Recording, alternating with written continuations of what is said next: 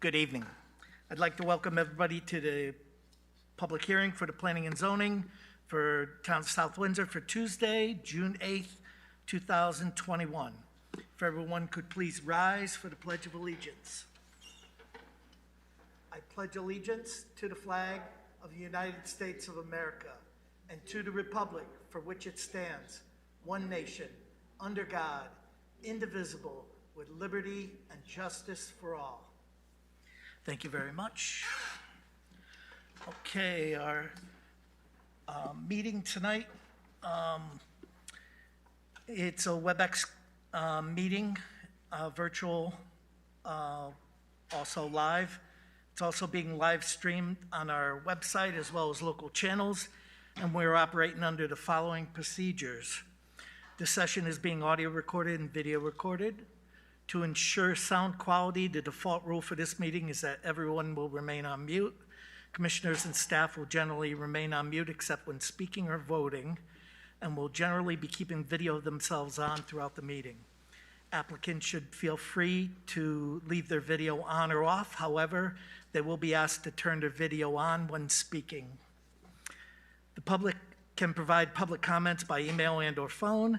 The email address and phone number with the meeting code can be found on the front of the agenda. During public comment, all the normal rules, including stating and now spelling your name, still apply. If you are speaking at this meeting and have an exhibit to submit to the commission, which has not been distributed in advance of the meeting with the rest of the materials, please indicate that you wish to submit an exhibit. You will need to hold it up to the camera so that the commission and all the members of the public may review it.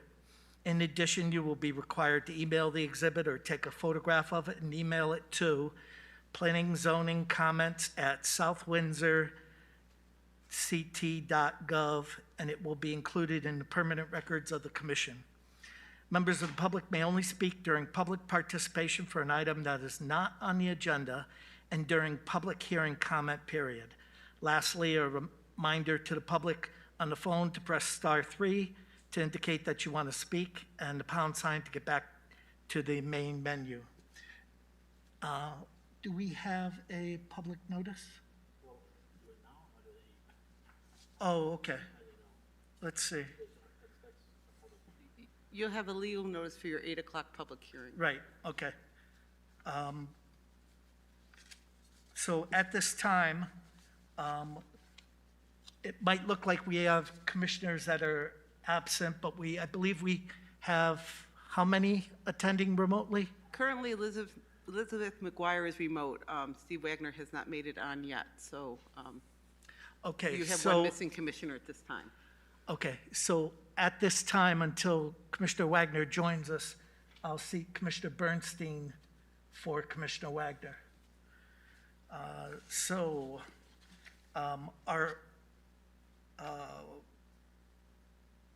At this time, I will call our public participation on our agenda. Is there anyone from the public who would like to speak on something that is not on our agenda tonight? This is the time to step forward. Please step forward.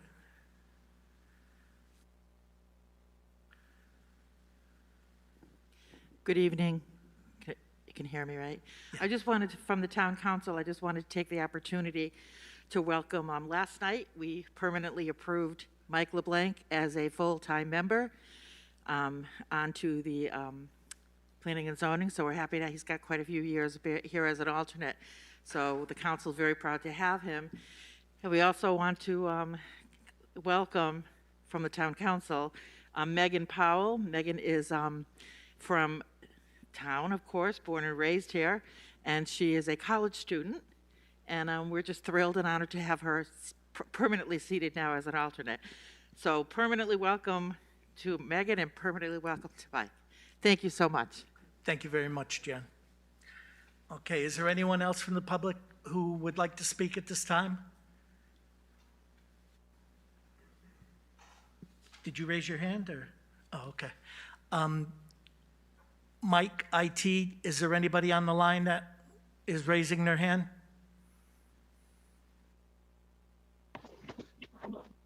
There is not. Okay, thank you very much. Then at this time, we'll move into our new business. Our first application is application 21-23P, Ticket Network. Do we have somebody here to represent the applicant? If you could step up to the podium, introduce yourself. And I'd just like to say this is a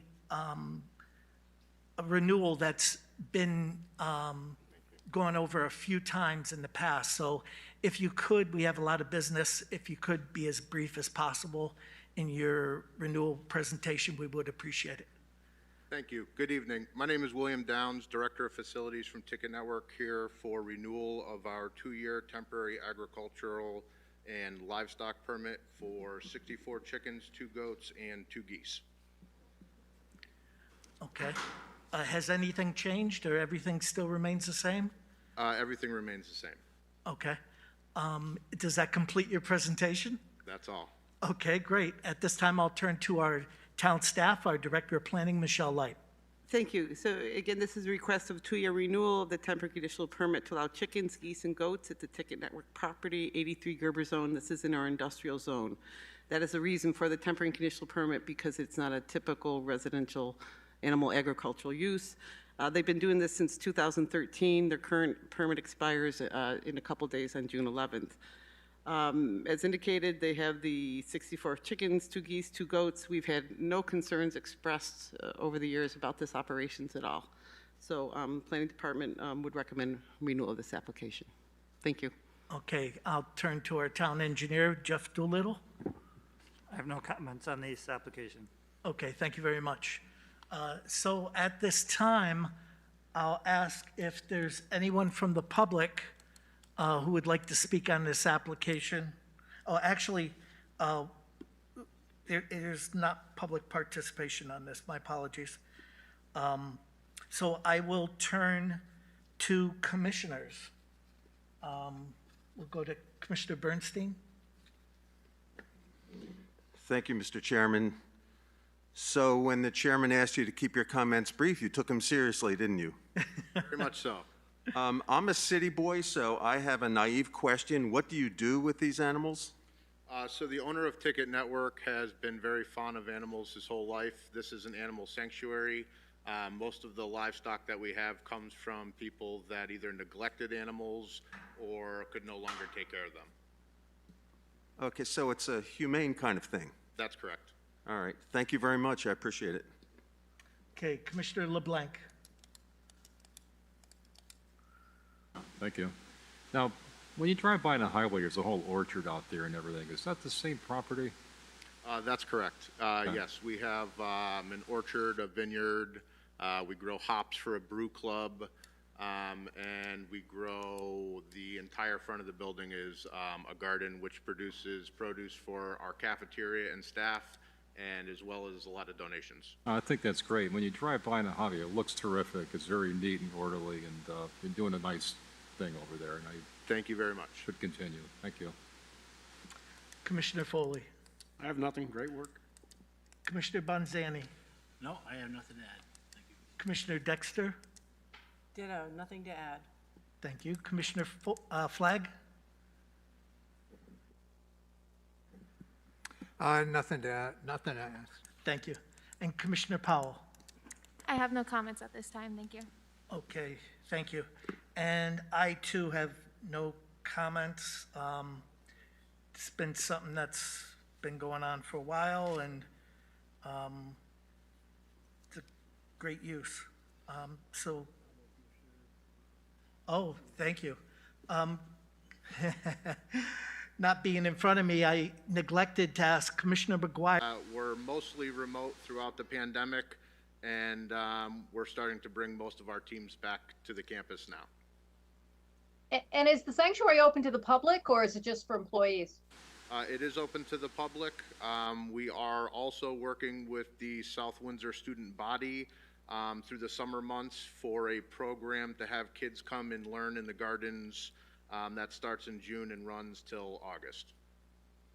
Excellent. Great. Thank you very much. Thank you, Chair. Okay, thank you. Okay, so at this time, commissioners,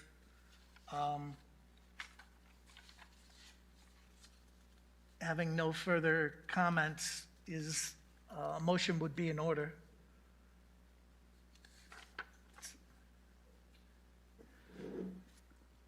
I move that we approve application 21-23P Ticket Network Livestock Temporary and Conditional Permit, request for renewal of a 2-year temporary and conditional permit, section 2.13A, for an animal agriculture permit to allow 64 chickens, 2 geese, and 2 goats on property located at 83 Gerber Road East, I-Zone. This permit is to allow 64 chickens, 2 goats, 2 geese on this site. The permit will expire in 2 years on May 25, 2023, and will have to be renewed at that time if the use is to be continued. Okay, we have a motion. Do we have a second? Second? We have a motion and a second. Commissioners, any discussion, questions, comments? Okay, hearing none.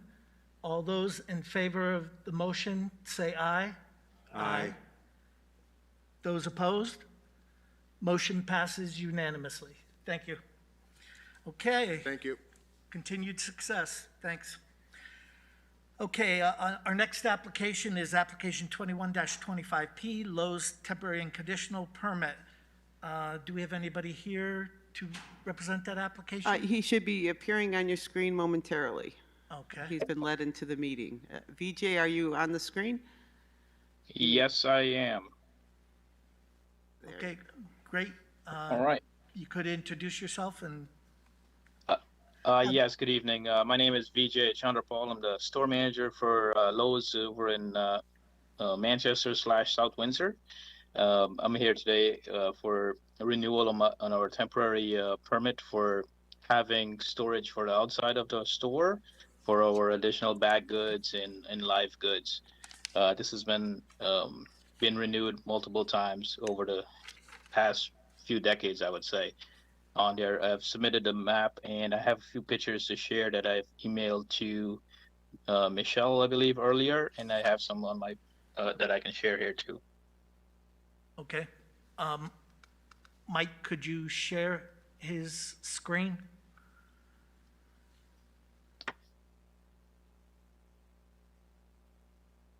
Do I hold it up to the camera? Is that what it is? Oh, Yeah, that actually, we can see it. You do have them circulating up on the dais there, a couple of them. did they just go one way? Oh, okay. Yep. Okay. Great.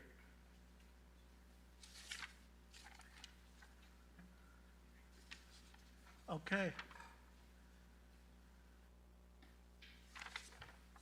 Were you able to see those? I'm sorry. Yes, we were, and the commissioners do have a physical copy of those also. Okay. Okay. Has anything changed in your application, or? No, it have not. Okay. Does that complete your presentation? Yes, it has. Okay, thank you. Then at this time, we'll turn to our town staff, our Director of Planning, Michelle Light. Thank you. This is a request for renewal of a 2-year temporary conditional permit for outdoor storage and display of garden landscaping materials at the Lowe's Home Center, 31 Buckland Hills Drive in the Gateway Development Zone. The reason this is in front of you is we have a prohibition for outdoor storage in the Buckland Gateway Zone. Back in 2015, the commission thought the best way to handle the seasonal outdoor storage that occurs out there is through a temporary and conditional permit, and that's when we started permitting this on a 2-year basis. The most recent plan in front of you has been pretty consistent the last couple of years with VJ paying attention to making sure the screening's put in place at the start of the season. So from the staff's perspective, some of the issues we've had in the past are not recurring, so we're pleased with that. Just for the record, the wording in the temporary conditional permit is the temporary and conditional permit may be granted by the commission for a use which is not specified elsewhere in the regulations for a period not to exceed 2 years. Such approval may be given after a public hearing if in the judgment of the commission, the public convenience and welfare will be substantially served and the appropriate use of neighboring property will not be substantially or permanently injured and traffic and other hazards will not result from such use. If this application is approved, the planning department has no modifications to request. I just do want to note that Chairman Pasiconis did bring up the fact that some lights were out in the Lowe's area, in the parking area, and on the access drive, which is under Lowe's ownership. I did make the applicant aware of this, and he can speak to that, but my understanding is a maintenance request will be put in to address those lights. Thank Okay, you. thank you. Yes, upon indication that that was out, I wasn't aware. As soon as I got that email, I submitted a work order, and that's been inputted right away. Okay, thank you. At this time, we'll turn to our town engineer, Jeff Doolittle. I have no comments on this application. Okay, thank you. Then, at this time, I'll ask for a motion. Commissioner Bonzani. I'll make a motion that we approve application 21-25P Lowe's Outdoor Storage Display. Number one, the temporary condition, permit will expire on May 25th, 2022. Will have to be renewed at that time if the use is to continue. And two, if there are buildings, structures, signs, or other items that require a building permit or other town approvals / permits, all such approvals or permits must be obtained prior to construction or use of the site. Okay, we have a motion. Do we have a second? Chair, should that date be 23, 5/25/23, because it's a 2-year? Yes. Yes, correct. Thank you. I, And actually, we should probably make it June 8th if everybody's in agreement. fine. These were on our agenda 2 weeks ago, and we didn't get to So, them. June 8th of 2023 would be expiration. All right, so I'll just change the temporary condition permit will expire on June 8th, 2023, and will have to be renewed at that time if the use is to continue. Okay, we have a motion. Do we have a second? Second. We have a motion and a second. Commissioners, discussion. And Megan, just for your information, alternates generally don't participate in the actual deliberations unless they're seated. Okay, I saw Commissioner Flagg's hand up. Yeah, I got a question on this. This comes up every 2 years, and the same thing happens with the other large company that does this also, their biggest competition. And looking at everything that's in the parking lot, it takes up over 166 parking spaces. And so I'm saying to myself, for 4 months, does this, every time a large corporation or company is built, they have to have so many parking spaces that go along with their business. Now, taking up 166 parking spaces, does this permit negate that responsibility of having so many parking spaces? Michelle? It doesn't negate it, but they don't have a parking problem out there. I think it would be a problem if they did this and they had a parking problem, but I think you go up there most days, you'd find that parking lot on that side of the building to be empty or trucks parked in it. At least that's been my experience. So, but to answer your question, they have a parking formula based on the size of the building, and those are the number of parking spaces they put in. Okay. I'm sure in the Christmas time, they're used, a little bit more, Right. filled up than they are during some of these other times. All right, that's all I had. Thank you. Okay. Do any of the other commissioners have any comments, questions? Commissioner McGuire, you're about 2 inches big on the screen, so I can't really tell if But I'm here. No, I don't have any questions at this time. Thank you, Bart. Okay, thank you very much. Then, at this time, we'll call the question. All those in favor of the motion for approval, say aye. Aye. Those opposed? Motion passes. Thank you. Okay. Thank you.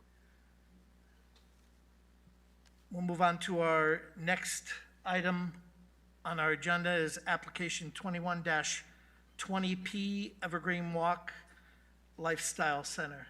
And you're all set now. You can exit the meeting. William. No, you're not William. I'm sorry. Gone. Okay. So we have our application 21-20P Evergreen Walk Lifestyle Center LLC. And this is on for deliberation and a possible decision, commissioners. So, Michelle, just turn to you, see if there's anything new or any, Nothing new from the last submission. If anybody needs copies of the submission, there are some up on that table. Be glad to, and there is one large set of the plans that you provided, if anybody. okay. Want me to grab it for you, Mike? Okay, commissioners, let's see, let me just, there's so much here. General plan. That's this whole thing. I've got all mine. Okay. Staff has provided us with a draft approval for a general plan. If someone would like to make a motion. I have a question. Sure. It's probably for Michelle. So in our packet, there's a document that references application 21-22, but on the agenda, it's 21-20P. I don't know how relevant it is, but I wanted to bring that to your attention. I wish I could hear a word you were saying. Okay, and I For the see- record, it is 2120. Okay, so this document just has a typo on it, okay. Okay. Commissioners, what would you like to do? We could put a motion on the floor, or, if anyone has discussion, but a motion would be in order. I'll move that, make a motion that we approve application 2120P Evergreen Walk Lifestyle Center LLC request to modify the Evergreen Walk General Plan of Development for the realignment of Evergreen Way to accommodate a new 50,000 square foot retail building, replacing the existing 53,000 square foot of retail known as Units 500 B, C, and D on property located at 151 Buckland Road, Buckland Gateway Development Zone. If there are any other conditions, I don't have that sheet. Oh, you don't? Okay. Or Hold on maybe now. I do. Maybe it's same thing. All right. Okay, so you could start with number one? The commission notes that this approval is for a general plan of development which does not address all engineering and site design details. The applicant shall submit an application for a site plan of development approval prior to construction per section 4.2.15.d of the zoning regulations. Construction phasing must be included on site plan of development if appropriate. 2, at the time of site plan, the commission will review all specific details of the project, including but not limited to the following concerns raised during the general plan application process to be incorporated into the final plans. Updated signage so that the road names are clearly identified on site. Specific attention given to designating the landscaping and screening in the western parking lot and truck loading area to provide a visual screening to the residents in the independent living facility Evergreen Crossing. 3, no building permits will be issued until any OSTA certificate modification has been issued. Per Connecticut General Statute 14-311, the developer shall discuss with OSTA the specific traffic study parameters and establish the specific baseline traffic data to be used and report back to town staff for concurrence. The traffic study must account for the traffic currently approved for Evergreen Walk, the Costco project, and the Gateway site plan development along the easterly side of Buckland Road. Additionally, the traffic study must evaluate impacts of this development on Buckland Road, particularly at the Hemlock Avenue and Tamarack Avenue intersections, to ensure there are no adverse traffic impacts from this development. This analysis may include, but is not limited to, evaluation of timing, adjusting of signals, adequacy of turn lanes, and other potential road improvements. Any modifications needed to the traffic signals or turn lanes on Buckland Road must be included in the site plan. 4, the land use table of the general plan shall be updated to reflect current status of projects. All roads should be clearly labeled on the general plan. Items 5 and 6 have been omitted. 7, all approval considerations of the March 11, 2014 for application 14-09P Evergreen Walk General Plan Development remain in effect, including the Plum Gully Brook Podunk River watershed is a highly sensitive watershed and stream corridor, hydrologically,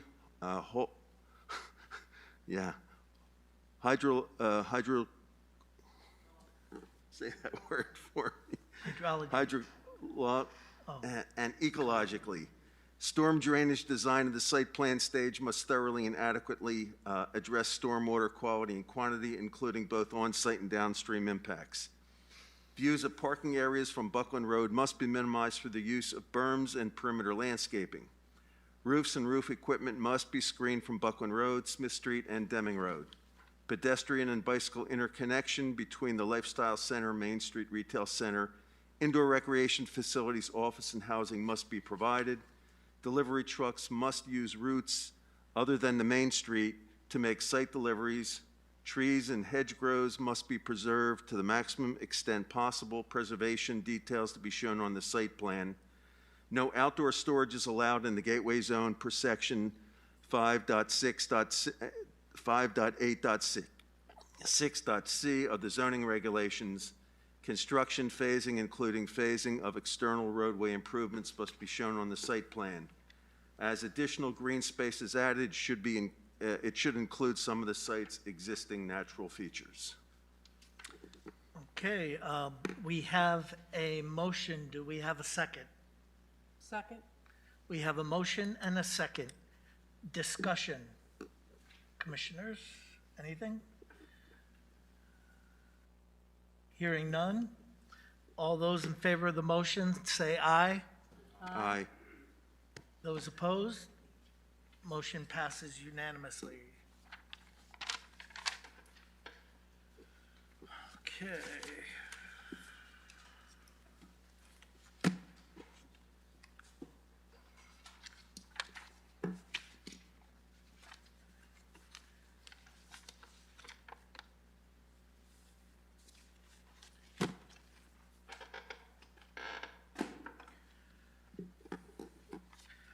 Our next item on our agenda is application 21-11P REESG Nuco South Windsor LLC. Commissioners, I'll recognize Commissioner Bonzani. Paul, you want a water? You want a water? Anybody else down there? You all set?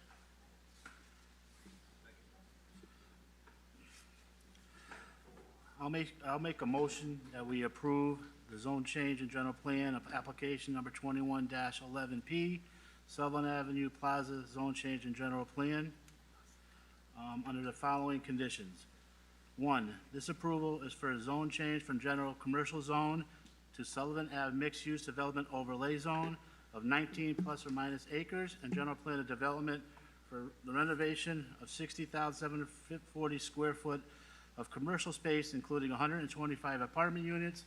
The Planning and Zoning Commission finds that the zone change is in conformance with the Town Plan of Conservation and Development. 2, the breakdown of unit types includes 10% of the units must be affordable. The applicant's represented units will be including 2 studios, 7 one-bedroom, and 2 two-bedrooms. The affordable units must be dedicated by deed restriction in a manner as the town may require. The developer shall work with the town on the affordability plan and submit deed restriction documentation at the time of the special exception site plan request. 3, The affordable units shall be evenly dispersed throughout the development.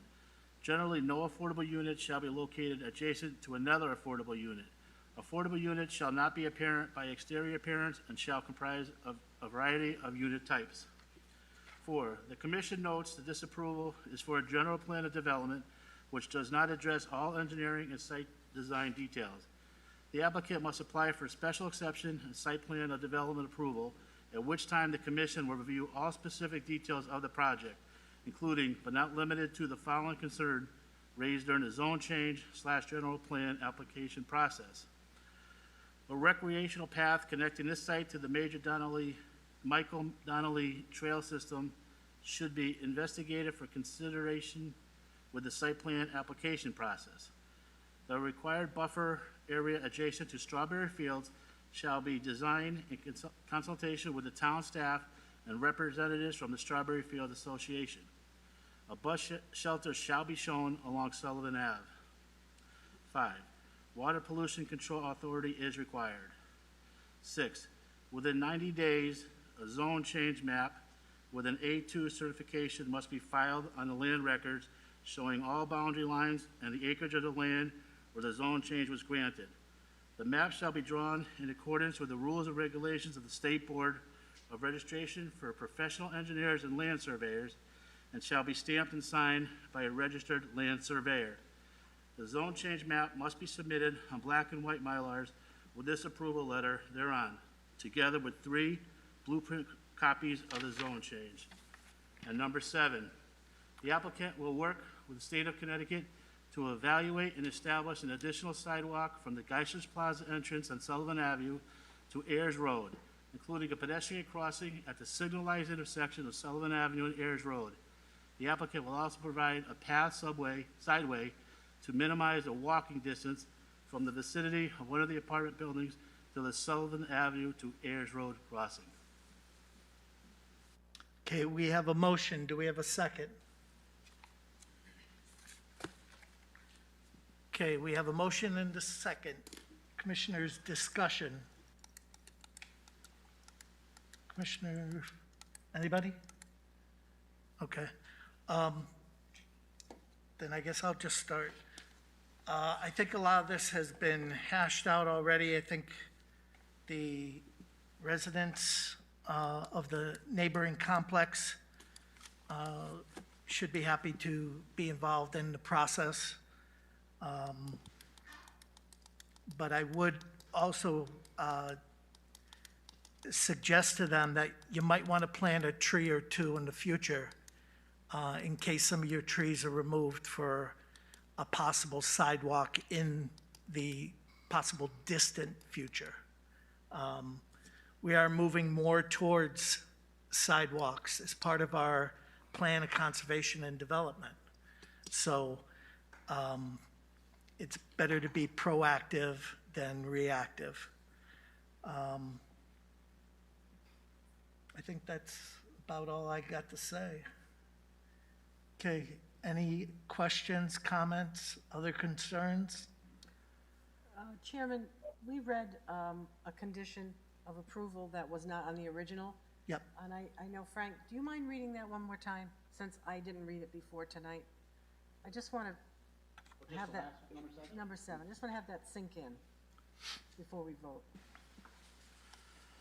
Number 7, the applicant will work with the state of Connecticut to evaluate and establish an additional sidewalk from the Geisler's Plaza entrance on Sullivan Avenue to Ayers Road, including a pedestrian crossing at the signalized intersection of Sullivan Avenue and Ayers Road. The applicant will also provide a sidewalk to minimize the walking distance from the vicinity of one of the apartment buildings to the Sullivan Ave to Ayers Road crossing. Is it all right to ask the applicant if they accept that, or is it all or nothing? It's really, we can at this point. Okay. Because the public hearing is closed. Okay.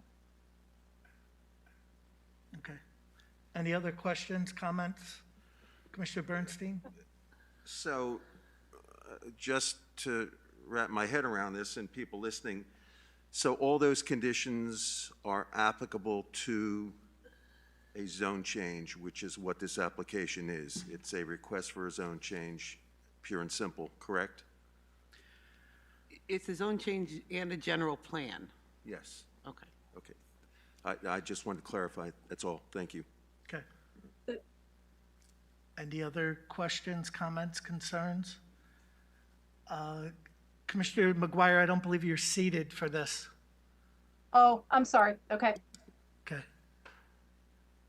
Okay. Hearing no other. All right, I just have a quick comment. Sure. I wasn't at the last meeting.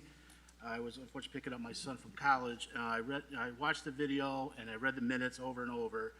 And I just got to say, I'm a little disappointed. Members of the public said the commission is dragging their feet on this, keeps postponing this, asking for unreasonable requests. Every member of this commission takes this job serious. We have to look at every single piece that comes in front of us. Apartments come with children. They've admitted 17 or more children. Our schools are busting out. You got Strawberry Fields condominiums that, their life is going to change a little, let's face it. Traffic excess, you're going to have traffic excess with 125 apartments. So I just want to say that, members of the public, like I said, I heard it, and I just want to say that, every single one of these commissioners take this serious, that we have to look at everything. I know it's a blighted plaza. I understand that. It's got to be changed. It definitely needs to be fixed. But I was just disappointed after hearing so many people from the public saying these statements that, against us, that, that's all. I just want to say that, we just got to look at every single thing and what's for the best of the town of South Windsor. Sure, we can just say approve the blightness of the plaza and make it better, but there's a lot more to it than that. And, as this commission, we have to look at everything. And I just feel that sometimes it's just overlooked at what we have to go through. But I'm sorry, that's all. Yeah. I just want to remind the commissioner that their mask is kind of slipping down a little bit there. We don't want to go into mask jail. Commissioner Foley. I guess I just have a quick question. This will be for Michelle. Our comment is that with a zone change such as this, where it incorporates the housing with the retail and whatnot, I asked briefly at the last meeting regarding the ratio, like they just can't just build the apartments and then leave the plaza hanging. There's going to be some sort of, how do we put this into an approval that it's not just going to be one-sided? As part of your special exception site plan application, there is a phasing component you have to address to the commission. You have it in your regulations where you talk about so many units, that kind of thing. So that would really be a site plan approval condition you would come up for it at that point, based on the regulation. Okay. And that'll be the next. That'll be the next. That'll be the next, the next set of public hearings and whatnot, and the applicant will be proposing what their phasing plan is. Okay. And to Commissioner Bonzani's point about comment from the public, I was really surprised that so many people were calling for the project to move forward and vote on it tonight. And we had like 3 or 4 meetings of public input. That's our job, to listen to the public input and then make good decisions. So we really need a chance to do that unobstructed. So I appreciate everyone from the public who came out and had productive suggestions to make this going forward a possible better project. So thank you all. And I'll ask one more time, commissioners, any other questions, comments, concerns? Hearing and seeing none, we'll call the motion. All those in favor of approving the zone change and general plan, say aye. Aye. Those opposed? Nay. Okay, we'll have a roll call.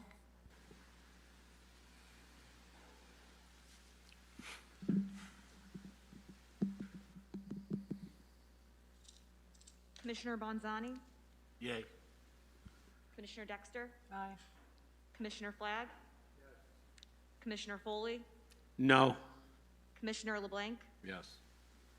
Chairman Pasiconis, Yes. Commissioner Bernstein. Yes. Okay, so that's 6 in favor, 1 against. The motion carries. Okay. Thank you. Okay, that completes. So since we have some more time before our public hearing, we'll keep going on our, following our new business. So our next item on our agenda is bonds. We have some bonds in front of us on the table. If someone would like to review the landscaping bond for 18-15P Monroe Tractor. Landscaping bond, 18-15P for Monroe Tractor, in the amount of $3,000, reducing by $3,000 with a balance of 0. Okay, we have a motion. Do we have a second? Second. Okay, we have a motion and a second. Any discussions, questions, comments? Hearing none. All those in favor of the motion say aye. Aye. Aye. Those opposed? Motion passes unanimously. Okay, we have Inland Wetlands Agency Conservation Commission bond. Okay, Inland Wetlands and Conservation Commission bond for Harbor Chase, 18-29P, erosion and sedimentation, amount of $30,000, reducing $30,000, leaving a balance of 0.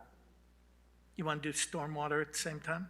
In Harbor Chase for stormwater, $15,000, reducing $15,000, leaving a balance of 0. Okay, we have a motion. Do we have a second? Second. We have a motion and a second. Any discussions, questions, comments? Is everything done out there?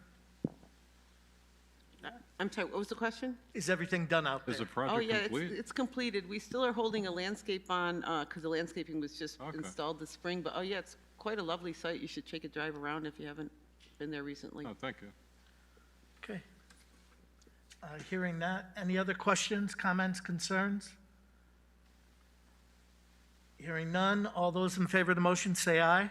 Aye. Those opposed, motion passes unanimously.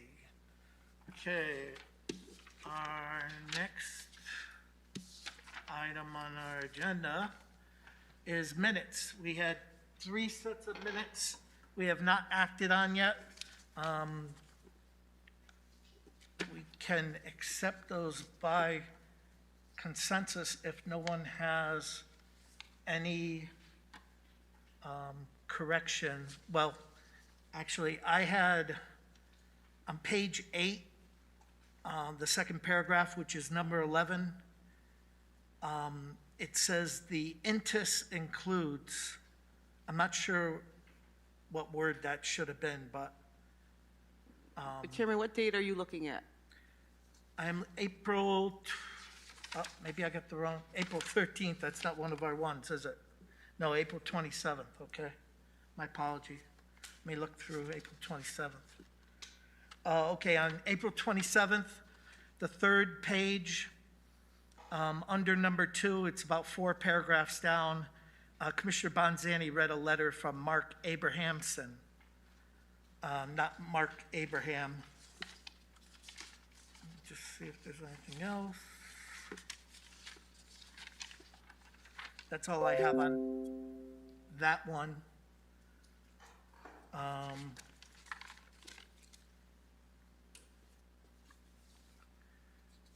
April 11th, let me just see.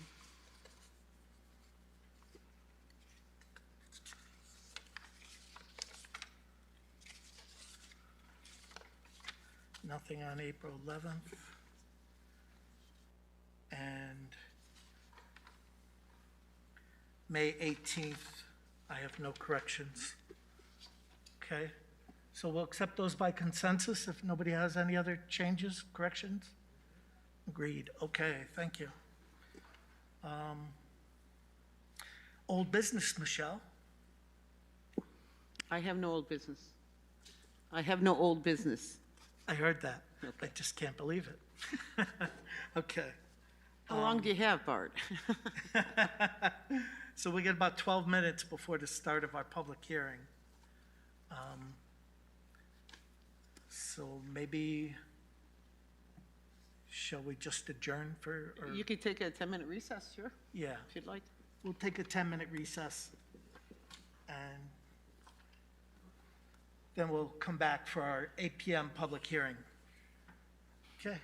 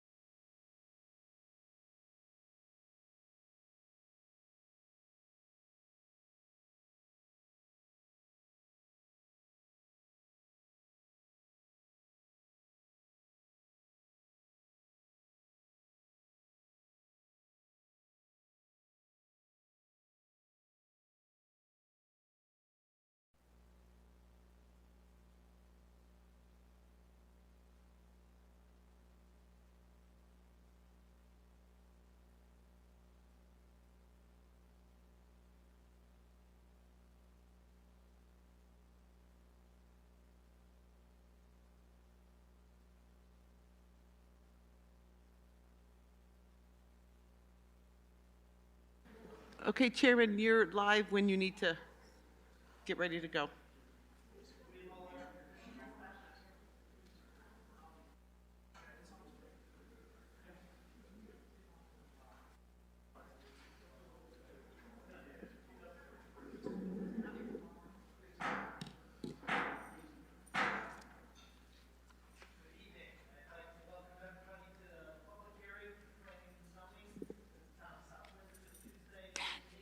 He's not there. Secretary to read the public notice. To be published in the Journal Enquirer Thursday, May 27th, 2021, and Thursday, June 3rd, 2021, South Windsor Planning and Zoning Commission. Notice is hereby given that there will be a public hearing on Tuesday, June 8th, 2021, at 8 p.m. in the council chambers of the South Windsor Town Hall to consider the following. 1. Application 21-21P, Town of South Windsor, Pleasant Valley Elementary School. Request for a special exception to table 3.1.1.A and site plan development for a new 102,150 square foot elementary school on property located at 591, 623, and 647 Ellington Road, RR Zone. To view this meeting, please tune into channel 16 if your provider is Cox Cable, or channel 6082 if your provider is Frontier, or go to gmedia.swagit.com/live. Copies of the application are on file in the office of the town clerk and the planning department and online at www.southwindsor-ct.gov/planning department/pages/planning and zoning commission applications. At this hearing, interested parties may be heard by calling into the meeting, and written comments by the public will be received by mail or email to planning zoning comments at southwindsor-ct.gov. Persons who may require an accommodation can contact staff Monday through Friday, 8 a.m. to 4:30 p.m. at 860-644-2511, extension 329. Bart Pasiconis, Chairman, Planning and Zoning Commission. Thank you very much. So at this time, we'll take up applications.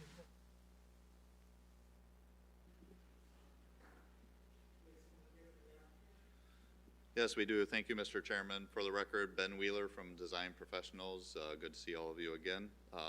For the record, a licensed landscape architect in the state of Connecticut.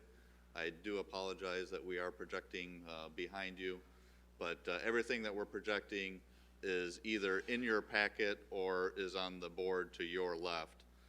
This one is just a slightly different format with an aerial photograph behind. So as we go through, we'll hopefully point out what we're showing at the same time, but you know, we'll also try and not to strain your necks too much before the end of the night.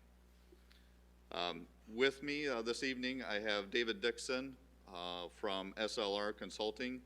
He is the landscape architect for the project. Also, SLR is the traffic engineer for the project.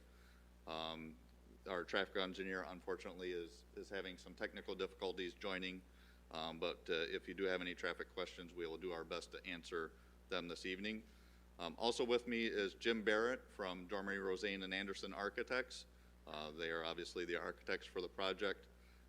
And also Kevin King from Consulting Engineering Services, CES. He is an electrical engineer and will go over the site lighting plan with you. Also want to recognize some people that have been integral to this process throughout. As you know, school projects do not design themselves overnight. And the first person is Matt Montana, who is the chair of the Public Building Commission, and also Chuck Warrington and Kate Turner from Colliers, who are the owners' representatives representing South Windsor Schools. I think many of you were there a few months ago, January 26th of this year, when we presented a site plan at an informal meeting. We certainly appreciate your time and suggestions in going over the plan at that point in time. The plan has largely stayed the same from what you saw back in January. We have taken some of your suggestions and incorporated them into these plans, and we will certainly go over those in more detail throughout our presentation. So if you can, just want to orient you on the site and to the public if they can see this as well. Ellington Road is right here, which is on the west side of the site. Here's the existing school, which is ghosted out.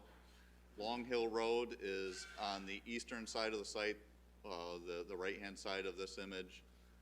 The proposed school is about in the center of the site, which is just under 25 acres, and then all the associated parking and circulation around the proposed school. As you know, the existing parking and building and play areas are located at the southwest corner of the site. And one of the stipulations for this project is that is to remain fully operational while the new building is constructed, just as with the Eli Terry School as a part of the Phase 2 elementary school projects. As you also know, to the north of the existing school property was several properties that the town acquired several years ago, which allows this plan to happen where the new school can be constructed while the existing school remains in operation. That area that was acquired is largely a wooded area with a residence, a single-family residence that the town also acquired up in the northwest portion of the site, along with a couple of outbuildings.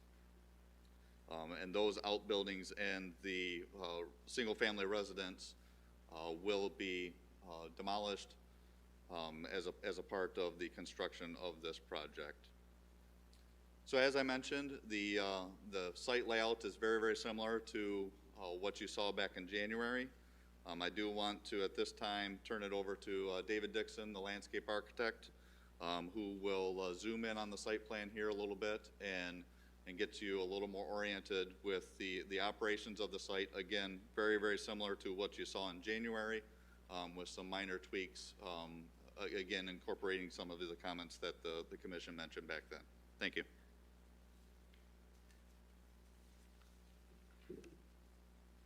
Good evening. For the record, David Dixon, landscape architect and principal of the firm SLR. Our office is in Cheshire, Connecticut. My role in this particular project was as the project landscape architect, and as Ben had mentioned, we also, SLR provides the traffic engineering. Dave Sullivan, I understand, has been able to log on, so if we need to talk to Dave, he is available. Initially, what I'd like to just say is that what is the role, what role did I play, what role did SLR play in a project like this?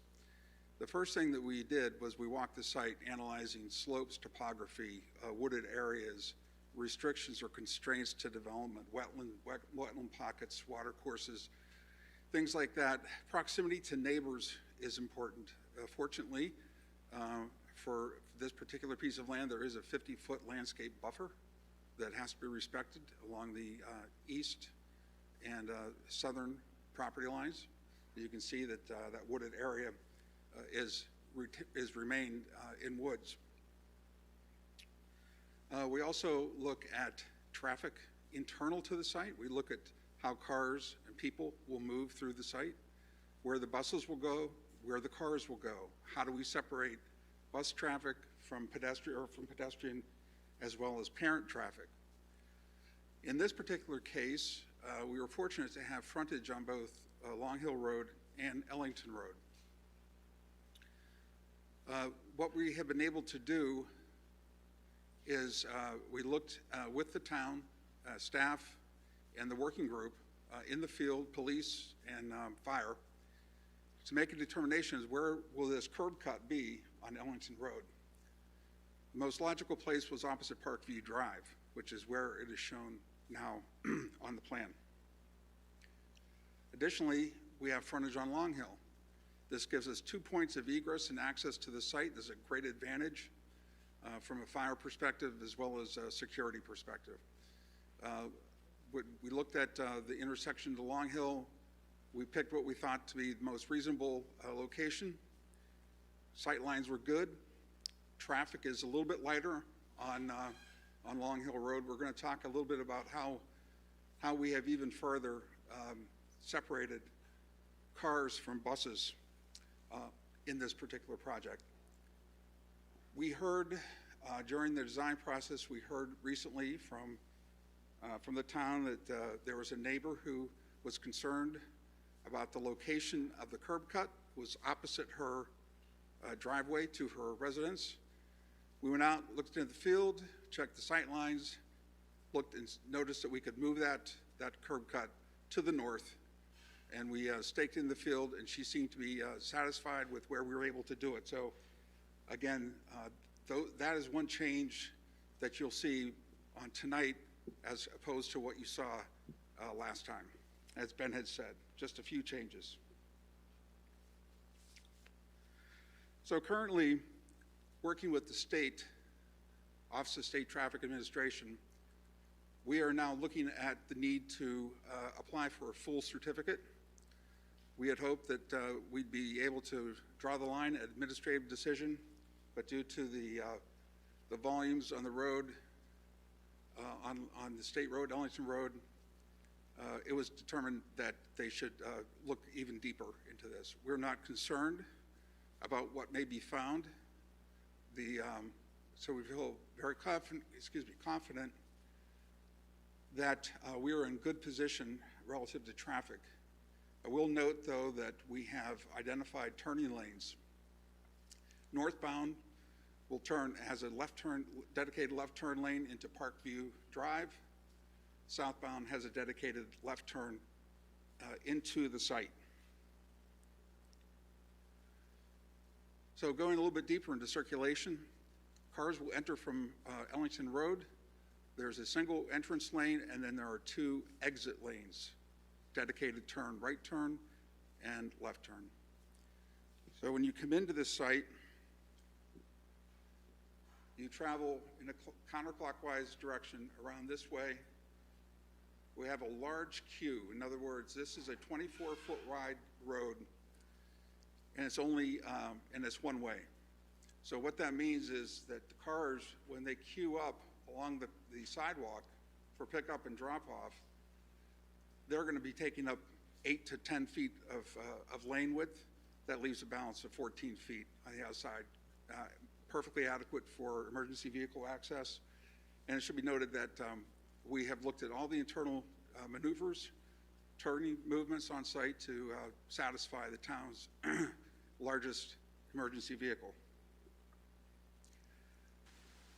What we have here is a queue that can accommodate 40 plus cars.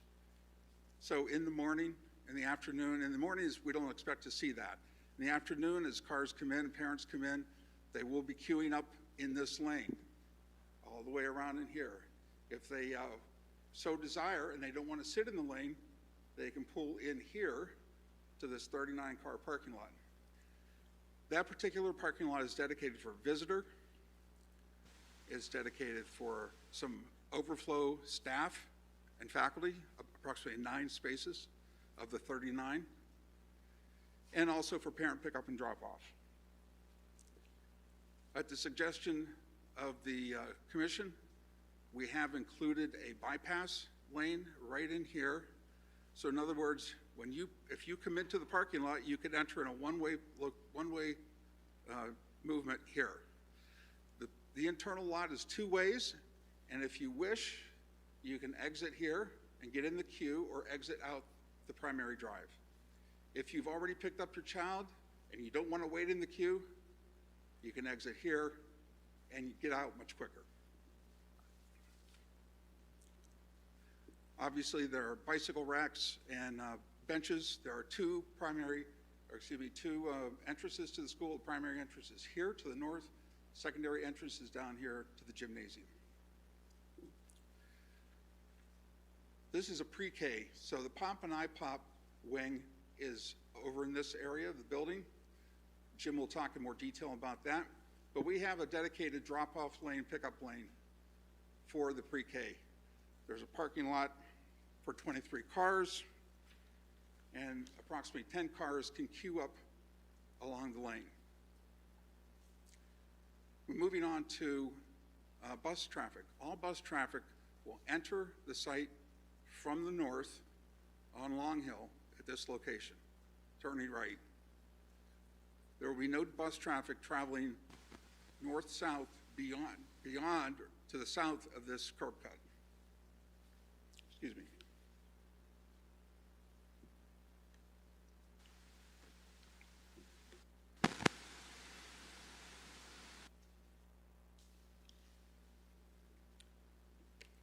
So the buses will enter the site at that location, pull up the bus lane. This is all dedicated for buses in here. The parking lot to the right and the few spaces that are here along the drive, along the bus drive, is dedicated to faculty and staff.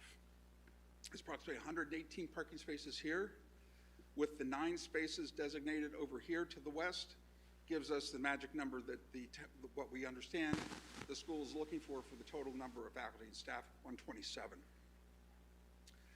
There's stacking distance and queuing distance in this. There's a roundabout at the end, but we can stack 17 buses at one time in this location. There's also an emergency access drive located off the turnaround. It travels east-west and can bring, we got opportunity for fire, police, or maintenance vehicles as needed to get around make total circulation around the building.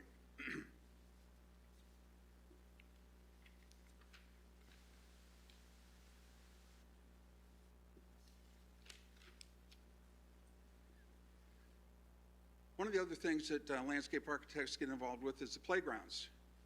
Kids have to play, thank God. Thank God somebody gets to play. So there are 3 playgrounds that are proposed. The pre-K playground is located right here next to the pre-K wing. There's a K through 1, or first grade, kindergarten and first grade, here enclosed by the 3 sides of the building. Works out very nicely, very safe, secure. The grades 2 through 5, a larger location over here, and a paved play of 120 by 100 in this location. South of that is a recreational field. This is open play, free play, whatever they want to do, whatever the school decides to do. In this location, this is approximately, let's see if I have that, 180 by 100. There is also a significant oak tree in this field. I'm sure that you've been up here. Right now, the existing ball field is basically right in this area. So you know that south of that ball field, I believe it's a 36-inch oak. It may actually be bigger than that. It certainly looks bigger in the field. It's very significant. We'll be staying away from that. However, we will be able to, in terms of grading, but we do intend to put the outdoor classroom very close to that tree. It's an awesome location. The kids are going to love it. You can't look at it without without realizing how significant that is. There's an existing paved walk east-west in here through the wooded area that remains untouched. One of the things that Ben is going to talk about in a little bit more detail is grading. And in terms of grading, I'd just like to say that there is earthwork on this project, and there will be an excess amount of material generated. So that, this is the high point of the project right here. The grade of the finished floor is a single slab elevation. I believe it's 109. But so you enter here at the same grade as you do over here from the bus. The result of that is we're lowering that center portion of the site. The material that's generated here will eventually find its way down to where the existing school is currently located once the school is demoed. The plan that you're looking at here tonight shows what we intend to be the finished grades as they are right now. Ben has done his calculations, DPI, and what we are showing here is 2 level terraced areas. So while these grades are all going to come up down here in this area, it was interesting, I drove by the school tonight and noticed that there already is a grade change between this end of the school and the playground over here. So there's already two terraced areas. I hadn't realized that before. But so what's happening is we've got one level area terrace here and another one here. We've sized and diagrammed out what we believe is something that could happen in the future, which is a full-size multi-purpose field, just about in a north-south orientation, which is very good. An additional free play area up here at the same elevation. And then an area down here large enough to accommodate a softball field or a Little League 200-foot radius field. The existing parking lot with 60 cars, as shown on the plans, will remain. It's worth pointing out that we, at the request of the town, we have included a 5-foot concrete sidewalk that runs along the length of the frontage on Ellington Road. We'll talk a little bit about landscape. It's funny that a landscape architect saves landscape to the end, because while it's important, it sometimes is not nearly as important as getting all the other functions and features right. So it's kind of like icing on the cake, so to speak. But we had a wonderful open palette here. We've got large areas of lawn to accommodate these trees. We're showing a generous portion of a nice mix of deciduous, ornamental, and conifers. The required parking, the required landscaping in the parking lots meets or exceeds the town's requirements.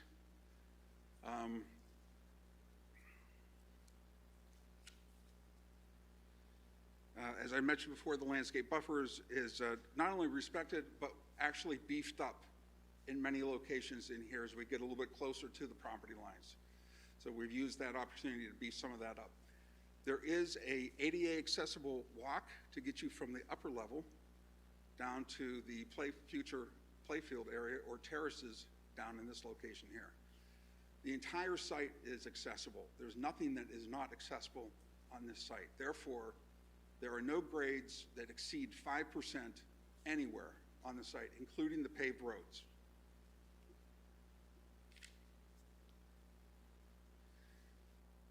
I'm going to talk just very generally here about stormwater management. Ben can cover this in more detail, but the thing I want to point out is that all of the stormwater that's generated from this site will be handled in this northwest corner up in here. It's a fairly sizable area, and we're fortunate to have been able to retain it. It just turned out well that with the intersection here with Parkview, that this became an area where nothing was going to happen. So, and it's a low point of the site, so it all makes sense.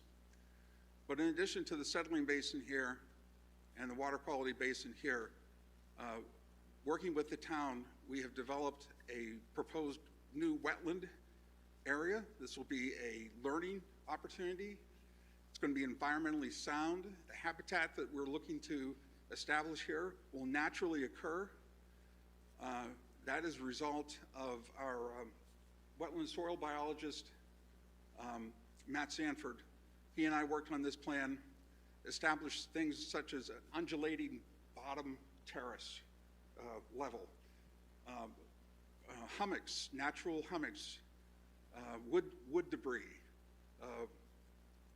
bird boxes, boulders. So the habitat's going to be sound, and it gives the kids another opportunity, an educational opportunity, to walk easily, quickly from the building down to this location. There will be a sidewalk down to here. Currently, it's not shown.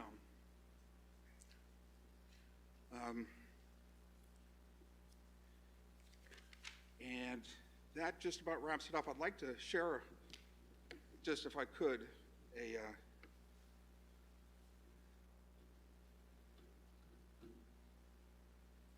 we talked a little bit about the outdoor classroom. We think this is a very important feature. These are just some precedent images that we put together as we began the design process. What is this going to look like? What can it look like? You're in a upland, woodland, native area in here. The trees, the species, the ferns, the understory, the overstory, the habitat that exists for things, creatures such as fox, possum, deer. All those things create a wonderful opportunity for the kids to learn. So with the inclusion of a whiteboard, which will have a cover on it, an enclosed cover with swing doors to encase it, keep it out of the rain and the elements. You have adequate seating for anywhere up from 30 to 50 children in here. A good surface. At this point, we are showing a wood chip surface. However, we may be looking at stone dust, primarily because the wood chips are sometimes concerned. People have concern as to whether or not they're truly accessible. So anyhow, this is. I think that's it. Do I go down another one? Oh, there we go. And that just gives you a sense of, you know, if we get our way over to the pond, over to the wetland area, you've got natural, these types of boards. We work with a firm out of New York. They're wonderful. They're water resistant. They're vandal resistant, and they're beautifully etched and printed. Footprints in the woods, leaf identification. So with the selection of trees that we have proposed, gives an awesome opportunity for the children to learn what a species is, what a genus is, what varieties are, what does an acorn look like, how is it different from a maple. Wonderful opportunities. And with that, I will turn it over to Ben.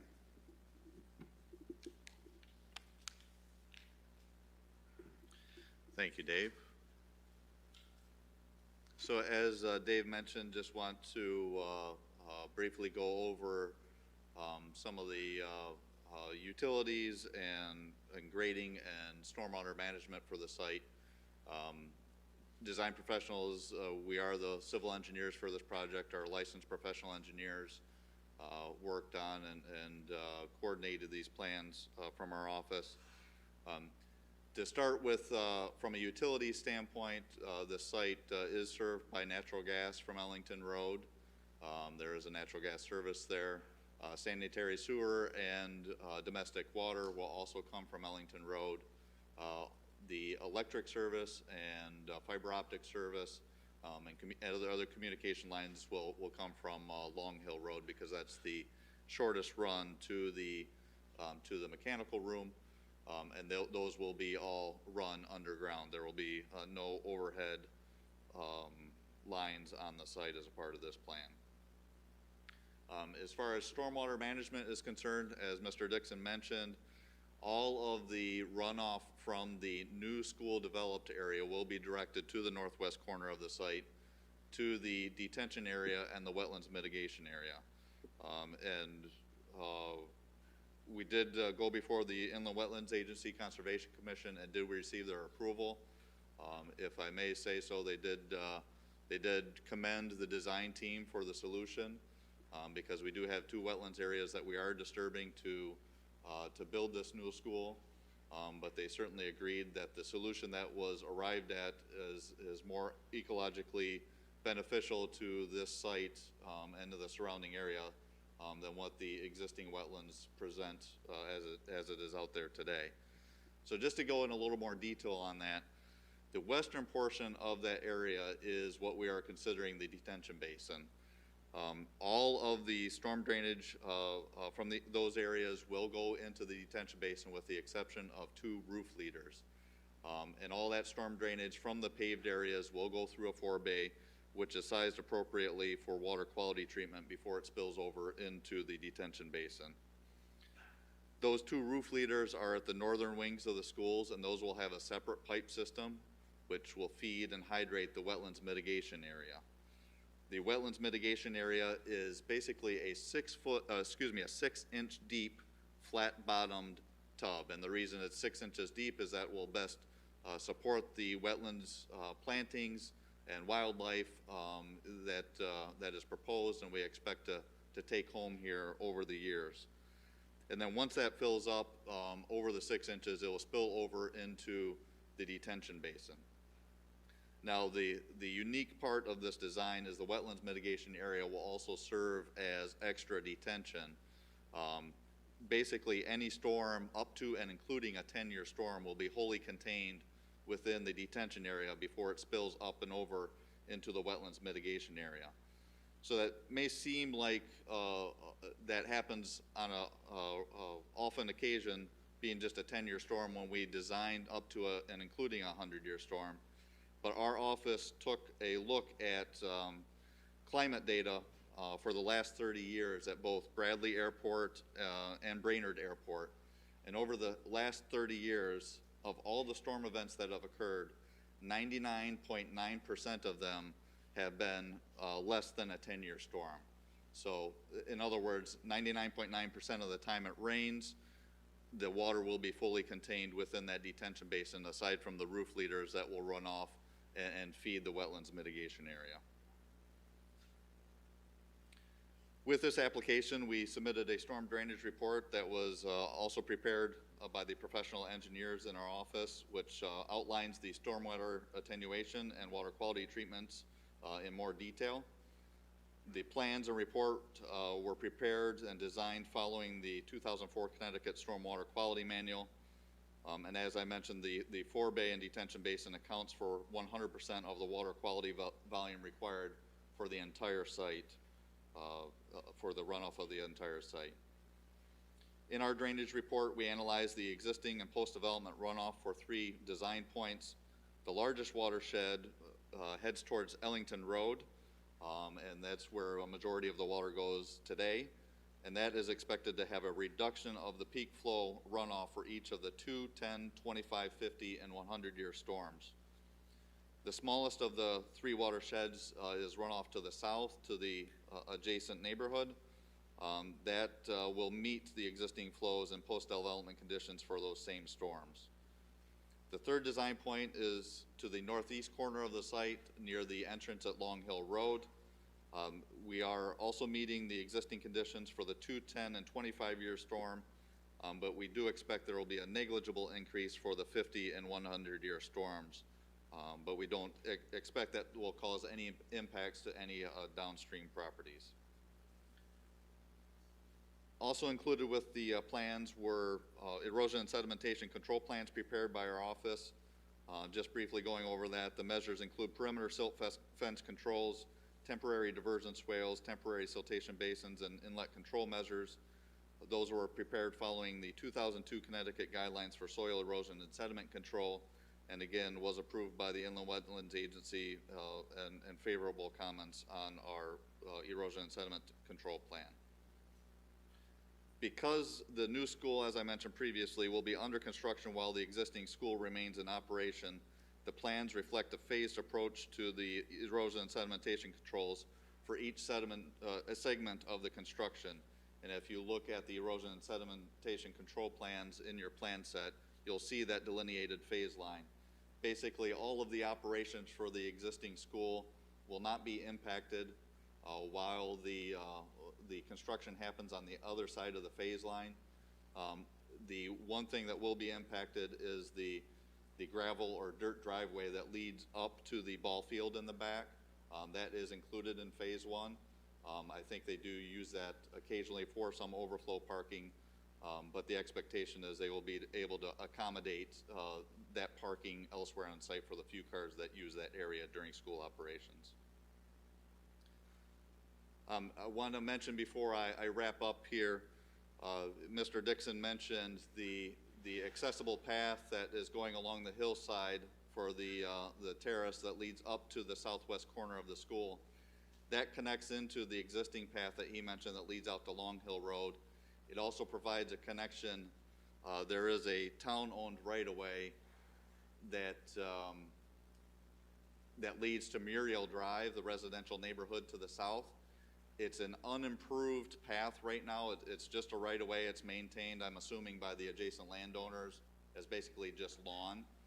So basically, any walkers from the Muriel Drive neighborhood that want to access the school can do so through that town-owned right-of-way, and then they will have an accessible bituminous pathway that leads up the hillside to the southwest corner of the school. We're doing our best to try and accommodate the walkers from that neighborhood. And just lastly here, before I turn it over to Mr. King, we did receive comments from the town engineer, Mr. Doolittle, late last week.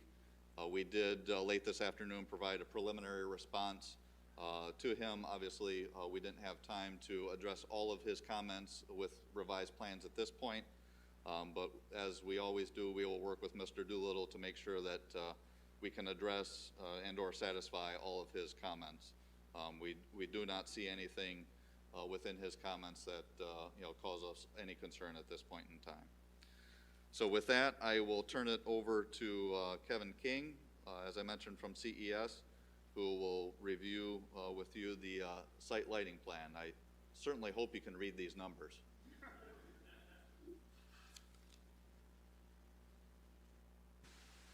Thanks, Ben. For the record, my name is Kevin King. I work with Consulting Engineering Services in Middletown. CES, we're licensed professional engineers in Connecticut. And our role in this job is the mechanical, electrical, plumbing, and technology design. And in regards to the site, here we're working with the site lighting plan and the utilities. So we're not going to go through all these numbers in detail. I'm going to keep it short and sweet because, in all honesty, this job was it is a pretty simple design when it comes to lighting. Basically, what we have is we have 25-foot pole lights throughout the site that are going to have arm-mounted heads. I don't know what the schedule is here, but it should have been included in your package. That was at least in the original submission. But the idea is we're going to have these arm-mounted fixtures, 25-foot poles throughout all the parking areas and to provide illumination along the driveways. Both of the entrances to the site are going to have a well-illuminated crosswalks, but we're also going to we're making a point to not have light spillage beyond the road to keep everything contained in the site. All the lights that we're using throughout are all LEDs. They're energy efficient, and with that, we're able to provide a good light level everywhere throughout the site without bogging down your electric bill. But what LEDs do more than that is they allow us to provide back shielding at the fixture itself, which allows us to prevent light spillage in anywhere we don't want it to, including up. So all of our fixtures are full cutoff. They're all going to prevent light spillage both up and out of the site. Just going through the plan real quick, like I said, we have the 25-foot pole lights along the driveway. We have the same fixtures within the parking spaces here, and then along the bus loop down here. We've worked with Dave to pick out some walkway lights in addition to that. And what these walkway lights do is they provide a nice accent to the site, and without having a obtrusive pole too close to the building. Those are only 10 feet tall. They're the same style of fixture as the parking lot, but they're a post top, so they have more of a rounded top to them. Also full cutoff and built to prevent light spillage. And those are going to be found at all entrances to the building on both sides. And after discussions with the working group and with the fire department, we also provided some of those poles back here to provide access in the case of emergency, which they need to get from across this area of the site. We found that works better than providing a larger pole just because it's closer to the ground and it's not going to be intrusive. The play areas, the pre-K and the K1 play areas, we're going to have building-mounted lights to cover that, just to avoid the added cost and the, like I said, obtrusiveness of more poles. And then all the other lights you see along here, those are all building-mounted lights that we worked with DRA to pick out. They're going to provide access to the emergency egresses and other the facades and accent lighting to make your entrances look nice. And the other thing that we as the electrical engineer are working on is in the staff parking to comply with the new regulations, we are going to be specifying some electric vehicle charging stations. And the way we're going to do that is we've used a number of 127, which is the parking count for the staff parking. And the regulation states we need to have 3% of that covered with electric vehicle charging. So what we're doing is we're putting, if you do the math, 4 stations right in this area right here, and those are going to be shown on the landscape plans as well. And they're going to be fed from a panel board that we're going to have in a freestanding protected enclosure right in this corner. And why are we feeding it from the panel board? And that's because for the other additional regulation requirements to have the ability to expand up to 10%. And to do that, we're going to having this panel board sized appropriately in the corner of this area. We can easily run and add new stations later on as the job requires it, as the town wants to expand. So that makes it easy from that standpoint. Yeah, with that, I mean, the site it's good. The lighting and the charging stations are going to be a nice accent to that site. And I think everything, it's, like I've said before, we've designed it to an IES standpoint, so the light levels you see there, you don't have to worry about reading through all the numbers, but the light levels that we provided, we've gone through and analyzed that to IES standards, parking lot standards, and walkway standards too. So with that, I'll turn it over to Ben. Yes. Yeah. So also on site, this whole building will be picked up with an emergency generator, which is going to be located down in this area over here. Our electrical room is over here. The generator and the transformer are going to be in this area right here. The generator is picking up the entire building's load, which was a request early on, and everything's going to be served out of this electrical room.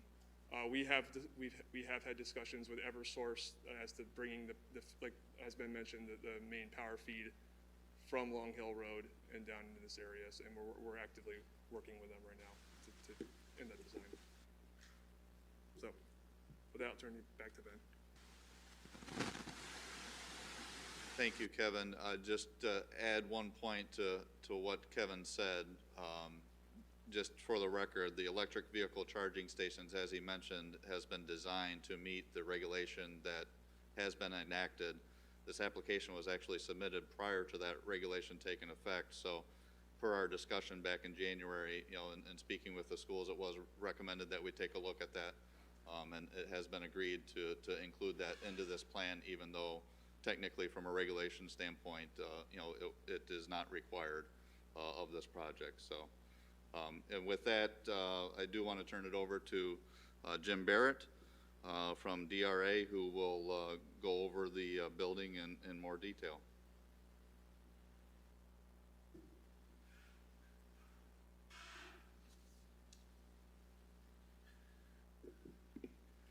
Thank you, Ben, and good evening. Jim Barrett. I'm a registered architect here, state of Connecticut. DRA Architects. We are a design studio located here in South Windsor. And it's been our pleasure to work on the Pleasant Valley Elementary School.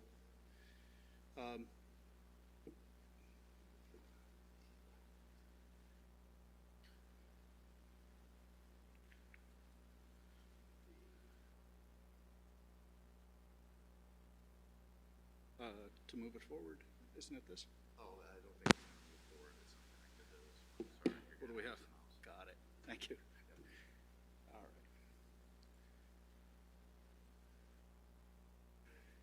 So Ben, Dave, and Kevin did a great job of sharing the site. I won't go into any great detail here other than to give you an opportunity to look at the configuration and layout of the building. As David indicated, we do have main entrance point, kind of the visitor side of the building here along Ellington Road. We do have bus traffic drop-off to the Long Hill Road side. And we have a well-protected kind of student activity area to the south here. So that is where our play zones are. Good separation from any vehicular traffic on site. As we move from the site plan, sorry, folks. As we move from the site plan and take a look quickly at the floor plan, this is that main entry point from the parent drop-off. Immediately adjacent that area is administration, As you come into the building, this main lobby space which connects to this corridor is a Main Street element within the building. It ties across to that bus drop-off area and its entry point over on the eastern side of the building. Main elements within the building beyond administration and the media center in the northwest corner of the building, moving clockwise around the building, the POP-IPOP program, which is an early childhood program, dedicated entry point, egress point, really works independently of the rest of the school in many ways, yet gets the benefit of efficiencies of being housed within an educational facility. In the southeast corner is the cafeteria. The cafeteria having its own entry point off of that turnaround drive, ties across this connecting corridor. Kindergarten is located in this zone, and then in the southwestern corner of the site is the gymnasium with a platform associated with that gym area. The purple areas within the plan demonstrate general classroom area. As I mentioned, this is the kindergarten zone. This is first grade. This is the preschool POP-IPOP program. As we move up, as we move up to the second floor plan, it is predominantly classroom oriented. It houses grades 2 through 5. You see that the building is shaped basically surrounding an internal courtyard on 3 sides. The southern exposure is single-story building, so we expect good natural light to be able to make its way to the corridor over that single-story component. We did share some conceptual elevational studies. We have successfully concluded our design development, are now heading into construction documentation phase, and I can share with you some of our current modeling. This aerial overview gives a sense of the building. We're viewing southeast from above Ellington Road. This is in this lower portion, that main drop-off route that David spoke of, counterclockwise movement across the skin of the building, and then exiting back out to Ellington Road. Main entrance point in this zone. This is that gymnasium entry, seen as an after-hours weekend, a good opportunity to be able to segregate these kind of public functions from the classroom wings of the building for security purposes.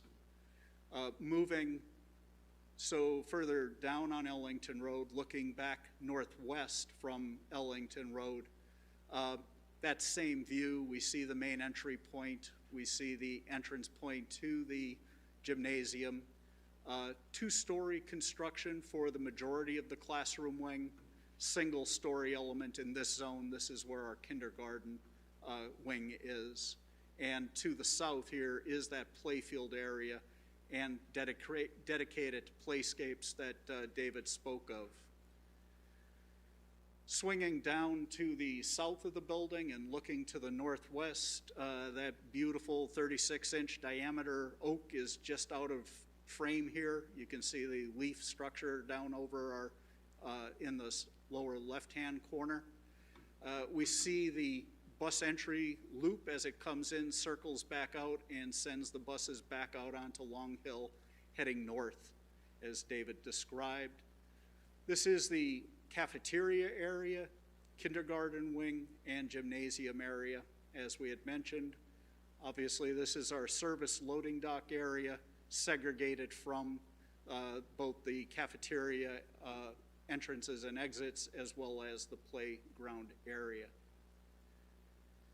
This view is from above Long Hill, looking southwest. It gives you a good sense of the drop-off and parking area that is dedicated to the POP-IPOP program. This is its dedicated entry-exit point for that program at the first floor level. This POP-IPOP program also has a dedicated playscape, as David touched on. And along this bus drop-off area, this gives you a sense of that arrival point for those students arriving by bus to come to the building. Just south of that is another dedicated entry point. This is at the cafeteria into this lobby space. Again, facilitating ease of after-hours use and weekend use. This is the west elevation of the building. So we are out on Ellington Road looking towards the building. We've removed all of the trees to David's demise in terms of landscape architecture, but it gives you a sense of the building. Predominantly, as we had mentioned, a brick-face building, masonry construction. The white zones that we see in the upper clear story area, that is ground face block. We do have some architectural metal panel in these oriel windows that bracket the building along this elevation, both to the north and to the south of this elevation. This is that dedicated entry point for the gymnasium that connects across to the cafeteria with the gym off to the right-hand side of this elevation. Swinging to the south and looking directly north, this is the elevational composition of the cafeteria, kindergarten wing, and the back side of the gymnasium, and the music suite that is located in this back corner. This east elevation looks at that drop-off point for the bus traffic into this zone. We can see the canopy of the cafeteria entry point, and to the right of this we see the canopy and protected area for the drop-off and pickup area for the POP-IPOP program. This north elevation looking due south, this is that entry point for POP-IPOP. You can see the element of the connector, which was Main Street between both the bus entry and the main drop-off. Immediately to the right here, this is the library. We have a good expanse of north-facing window for natural light into that space, and administration occupies this front corner of the building, overlooking the entrance and arrival sequence. This view is along that drop-off down near the gymnasium entrance. This in the background is the main entry point to the facility, visitor entry, if you will. And this is just beyond that on that same drop-off as cars exit to head back out to Ellington Road, looking back towards main entry of the building with administration in this zone. And that's a quick overview of the building. And we appreciate your attention and turn it back to Ben. Thank you, Jim. Just a couple of closing comments. First of all, we did submit with the application a narrative providing some of the same details that we provided you this evening. But in addition to that, also our response to your special exception review criteria, since this is a special exception review application for a school in a residential zone. We do believe, as indicated in the narrative, that we do meet all of the requirements for a special exception application, and hope that you certainly see the same. With that, we certainly appreciate your attention. All of us are available for your questions or through the public if they do have questions. And are available to answer them. And like we said, Dave Sullivan from SLR, our traffic engineer, is still online and can answer any questions that you may have regarding that. Thank you. Thank you very much. At this time, we'll turn to our town staff, our Director of Planning, Michelle Lipe. Thank you. So this is a request for a special exception to Table 3.1.1A and site plan of development for 102,150 square foot elementary school on property located at 591, 623, 647 Ellington Road in our rural residential zone. The new construction is proposed to take place while the existing school remains operational. Once completed, the existing school will be raised in the area dedicated to future recreational fields. This is a special exception request, so it is subject to your special exception criteria under section 8.7. I won't read them in, but you have received a narrative from the applicant addressing those 8 or 10 different criteria for the record.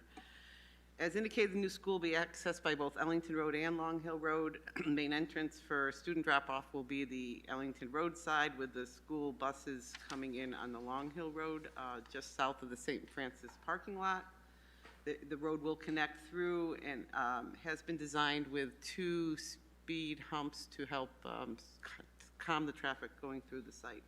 There's a 5-foot pedestrian sidewalk proposed along Ellington Road, which will connect the existing parking area that currently services school. It will ultimately be raised in a new parking area, potentially put in there for the recreational fields. There's a sidewalk essentially that goes throughout the whole network of the school that would get you from Ellington Road to Long Hill. They show the sidewalk going all the way out to Long Hill in the teacher parking area. They have provided sidewalks and crosswalks, raised crosswalks throughout the property. I think one of the plans you did receive was a network plan, a sidewalk network plan showing all the proposed walks on the proposal. There's no established parking requirement specifically for school uses, and in that case, the zoning regulations require you to apply the 1 space per 250 square feet. In this case, would result in 409 parking spaces being available. The plan calls for 241 parking spaces shown on the school site, 181 spaces closest to the school in the 3 different areas that were dedicated, with this additional 60 spaces shown down near the recreational parking area. This application is not subject to our new EV charger regulation, but as indicated by the applicant's representative, the school is making that first step, and it will be adding some EV chargers with the ability to incorporate more. These are shown in the teacher parking lot. We do have one request for a modification of 6.4.9, which is for the parking reduction, because again, as I mentioned, plan requires 409, they're providing 241. The PZC can consider a reduction of parking when it's demonstrated that the increase in stormwater runoff rate shall be held to a minimum by reducing the parking spaces, and or the applicant demonstrates through actual experience that a lesser number of parking spaces will suffice, and further that due to the nature of the building or business, future owners, occupants of the building are also unlikely to need the number of parking spaces required by the zoning regulations. As indicated by the applicant, the administration feels this is the adequate number of parking spaces for their daily number of teachers and visitors that come to the site. There is a requirement of 50-foot buffer along the residential properties to the south and western side of the site. To the maximum extent possible, the buffers are being maintained, the existing vegetation in the 50-foot area, and then they're being supplemented with a variety of trees and landscaping. The applicant has provided the required cross-sections on sheets LB2 if you want to take a look at what the planning plan would look like from the neighbors' perspectives. There's also extensive landscaping, including street trees, evergreens, ground coverings. The parking lot landscaping required is being met with shade trees throughout the parking area. The future recreational fields are shown to be rough graded for future development. The grading plan shows the existing parking area is going to be left as it is, but there is a plan in there that shows a modified parking area when and if that area is redone. It's a little confusing, but I think we got it. As indicated, there isn't a path that is proposed from the school down to the recreation areas. This pathway will pick up the 2 paths that are coming in, one from Long Hill, and there's also an access point from Muriel Drive for students to walk through, and again, they will have a pathway up to the school. Parking lot lighting consists of shoebox lights, full cutoff dark sky compliant fixtures, as well as the smaller 10-foot poles for the walking areas. The lighting levels are relatively low and uniform across the site as we look to have. The Architecture Design Review Committee reviewed this application on May 6th. As you may recall, several of the members were present for your meeting in January and offered some comment at that time. I think the board was pleased to see that some of their comments have been incorporated in the revised plans when they came in front of them on May 6th. They have requested that the applicant come back with materials and colors. We met virtually, but we are planning an in-person meeting in a week so that they can review the materials. Signage for the school will include an entrance sign on Ellington Road side, as well as they would be allowed a Long Hill entrance sign if they wanted to, as well as building signage, and again, they would be in conformance with the requirements. South Windsor Police Department and Fire Marshal have reviewed the plans and have actually been integral in the early stages of helping to design access points with the design team and been a part of the planning process. A fire lane is being shown around the perimeter of the building. I think that was illustrated tonight, that will have some lights. That was at the request of the fire marshal. The site will be served by public water and sewer. Water Pollution Control Authority approval is required. There are regulated wetlands on site. The application was approved by the Wetlands Agency on May 5th. If this application is approved, the Planning Department requests that a new deed be filed combining the properties into one. As was indicated, this is taking a couple different properties and having one school on it, so we would have the land records reflected as one property. Thank you. Okay, thank you very much. At this time, we'll turn to our town engineer, Jeff Doolittle. Thank you. I do have a few comments. I appreciate the sidewalks along Ellington Road. There's some places where the sidewalks change direction with angles near driveways, and ask that they smooth those changes in direction out a little bit. As mentioned, the front parent loop is at the top of the slope. There's a guide rail along that loop at the top of the slope. There needs to be a Merritt Parkway guide rail with a metal steel backing to prevent vehicles from going down that slope. As was mentioned, EV charging stations are included in the eastern parking lot. There's a sidewalk along the northeast side of the school that needs to be extended all the way to the beginning of the bus loop. Asked about dumpsters, as was mentioned, they would be near the service area. The one sheet shows a slightly larger parking lot at the west end of the property down by the fields. It needs to be clarified as to what the base parking lot is included in the plan and how that's going to be left. I think the larger parking lot is better, but I'm not sure that's going to be included in the base plan or not, has been indicated. There's also some fencing or guide rails shown schematically along that parking lot that needs to be clarified. There's a fence shown along the multi-purpose field at the lower end of the site, especially at the bottom of the slope. I don't see a need for the fence at the bottom of the slope. I think it's going to make it difficult to maintain that slope, and it'll cut off any recreational use of the slope. So I think that fence could be eliminated there. In addition to the bituminous walk shown from the school down to lower fields, which heads south, I think there should be another walk that heads to the north end of the field from the school, so you could get to either end of the field from the school and vice versa, and that could traverse the slope as well. The high and low spots around the school need to be, on the driveways, need to be labeled clearly so they can be graded and drained properly.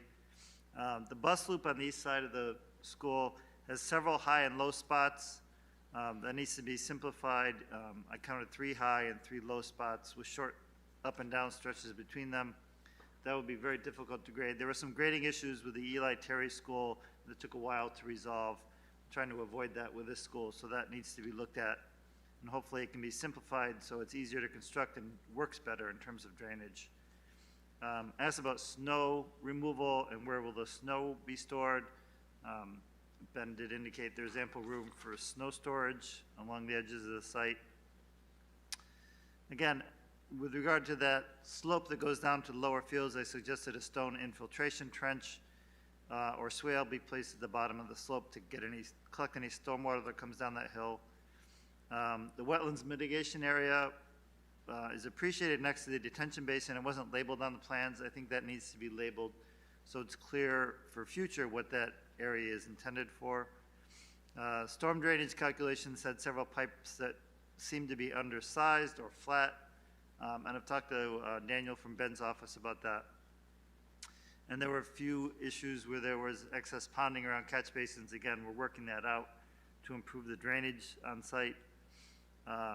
They're showing a sewer connection around the building with a 2,500 gallon grease trap to a gravity sewer in Ellington Road. The calculations for the average and peak daily sewer flows need to be shown from the school. I asked about fiber optic communication. I think Ben said they are going to planning fiber optic communications from Long Hill to the school. There is an existing crosswalk in front of the existing school on Ellington Road that does not seem to be needed with this school, so I suggested that be eliminated. And WPCA review and approval is needed for this project. Thank you. Thank you very much. Okay, at this time, I believe we have a couple letters to read into the record. So So I'll turn to the secretary, please. Thank you.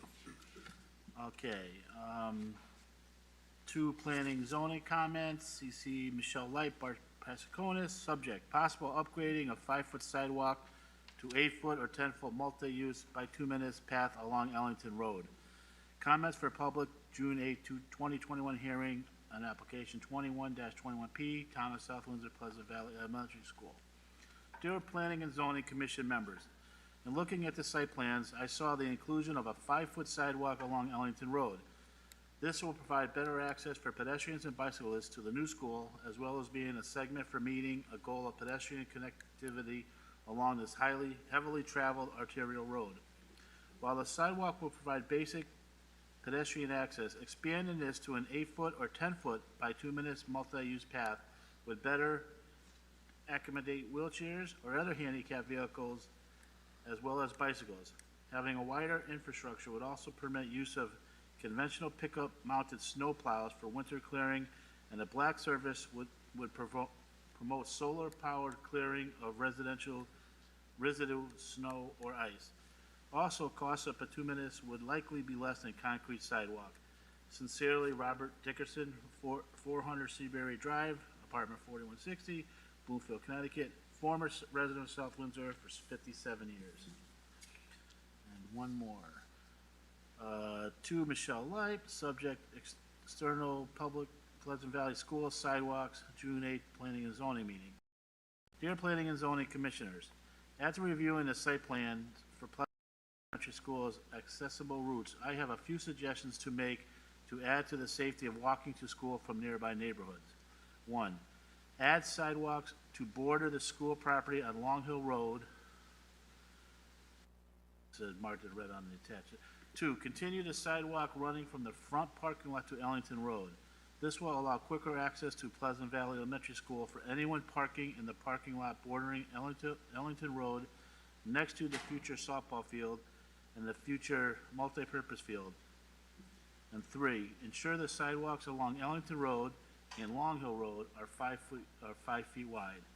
Thank you very much for considering these suggestions. Sincerely, Ginny Hole, 185 LaFolle Boulevard, South Windsor, Connecticut. Okay, thank you very much. I'm going to ask Mike and IT if there's any residents that would like to participate in public participation who have their hands up. First online. There is one person who would like to speak. Okay, if you could please let him in. Doing that now.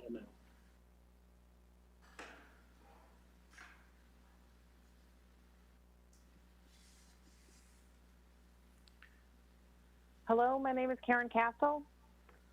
Good evening. And can you hear me? Yes, we can. Good evening. Okay, thank you. It has been tough from this angle. I have picked up one sentence every once in a while, the connection for some reason. But my husband has come to the building to talk to you guys and just ask some questions that we couldn't hear. Okay, your husband is in the audience. Okay, excellent. He's Steve Castle, and again, I think it's better that he asked him because he's heard more than I have. Okay. Thank you for listening. Thank you very much. If you would approach the podium, Steve. And just. Hi, everyone. Good to see you all again, or those of you I know, and Ben. One thing I wanted to check with you, Ben, was that the driveway, I didn't get here in time because I couldn't hear from home. If you could, please, you should address your questions or comments to the chair. Okay. Because it'll be up to us, the commissioners, to pose the questions to the applicant. Understood. I just want to make sure that design professionals propose the change of the driveway location onto Long Hill Road for the buses, if that was presented this evening or not. And we have concern with the cut through from Ellington Road to Long Hill Road. Brought that up, it's something we're absolutely willing to work with, and we understand the need for fire department and everything to be able to get in there. But I think 2 speed bumps with a cut through from Ellington Road onto Long Hill Road isn't going to do any change. There's a lot of traffic that cuts through on the church already, and that's just going to change into a straight shot, as I said, from Ellington Road to Long Hill Road. Other things to consider in this plan is the fact that all the commercial traffic is basically coming off of a residential street, and all the residential traffic is coming in and off of a commercial street, basically. So as those buses come in and out of that entrance exit on Long Hill Road, they're going to have any number of things to deal with, from landscape trailers parked on the side of the road with orange cones out. You've got garbage trucks 1 day a week. We have no sewers or natural gas on the road, so you have trucks stopping at all the houses, filling up propane tanks, pumping septic tanks, and stuff like that. So that's just the contention that those buses are going to have to deal with as we see it from residents on Long Hill Road. That's our, I guess those are our concerns. That's all. Okay. And we have supported this, voted for it, supported it, the school and everything. We're very excited. Our kids went to Long Hill Road, Pleasant Valley School, and did great there. And we really, really enjoyed the staff, everybody, and we're all for this. We just have a few concerns. That's all. Okay, did you provide your address? Did I provide what? Your address. It was 320 Long Hill Road. Okay. And initially, my wife and I got on a Zoom call with representatives from design professionals and Colliers and everybody. And my understanding is the proposal is going to move north, because originally it was directly across from our driveway. And it was going to take out a utility pole that we have underground electrical service to our house. And it was going to be a 30-foot driveway directly across from our main driveway to our house. And we seeked out the help of a friend in civil engineering to come up with an idea, and then worked while on the Zoom call and working with Colliers and design professionals, came up with which what for us was an acceptable solution to having a driveway directly across from our driveway.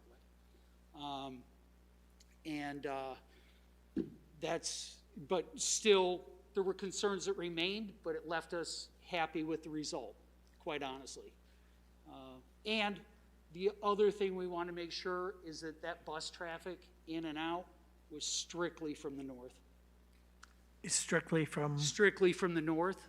Okay. So any bus traffic into or out of the school was going to be to the north, not a southbound route cutting up Long Hill Road, because you get up there and it gets narrow. Mm-hmm. If a semi comes down the road, you actually have to pull off to the side of the road because they're coming down at you. Okay. So that's our, I guess, our concerns. But again, we as a family fully support it and have voted for it, and appreciate your time. Okay. Is there a sign-up sheet there, or sign-in sheet? Okay. Okay, I'll get to it. All right. Okay, thank you very much. Okay, thanks. Is there anyone else from the public? Please step forward.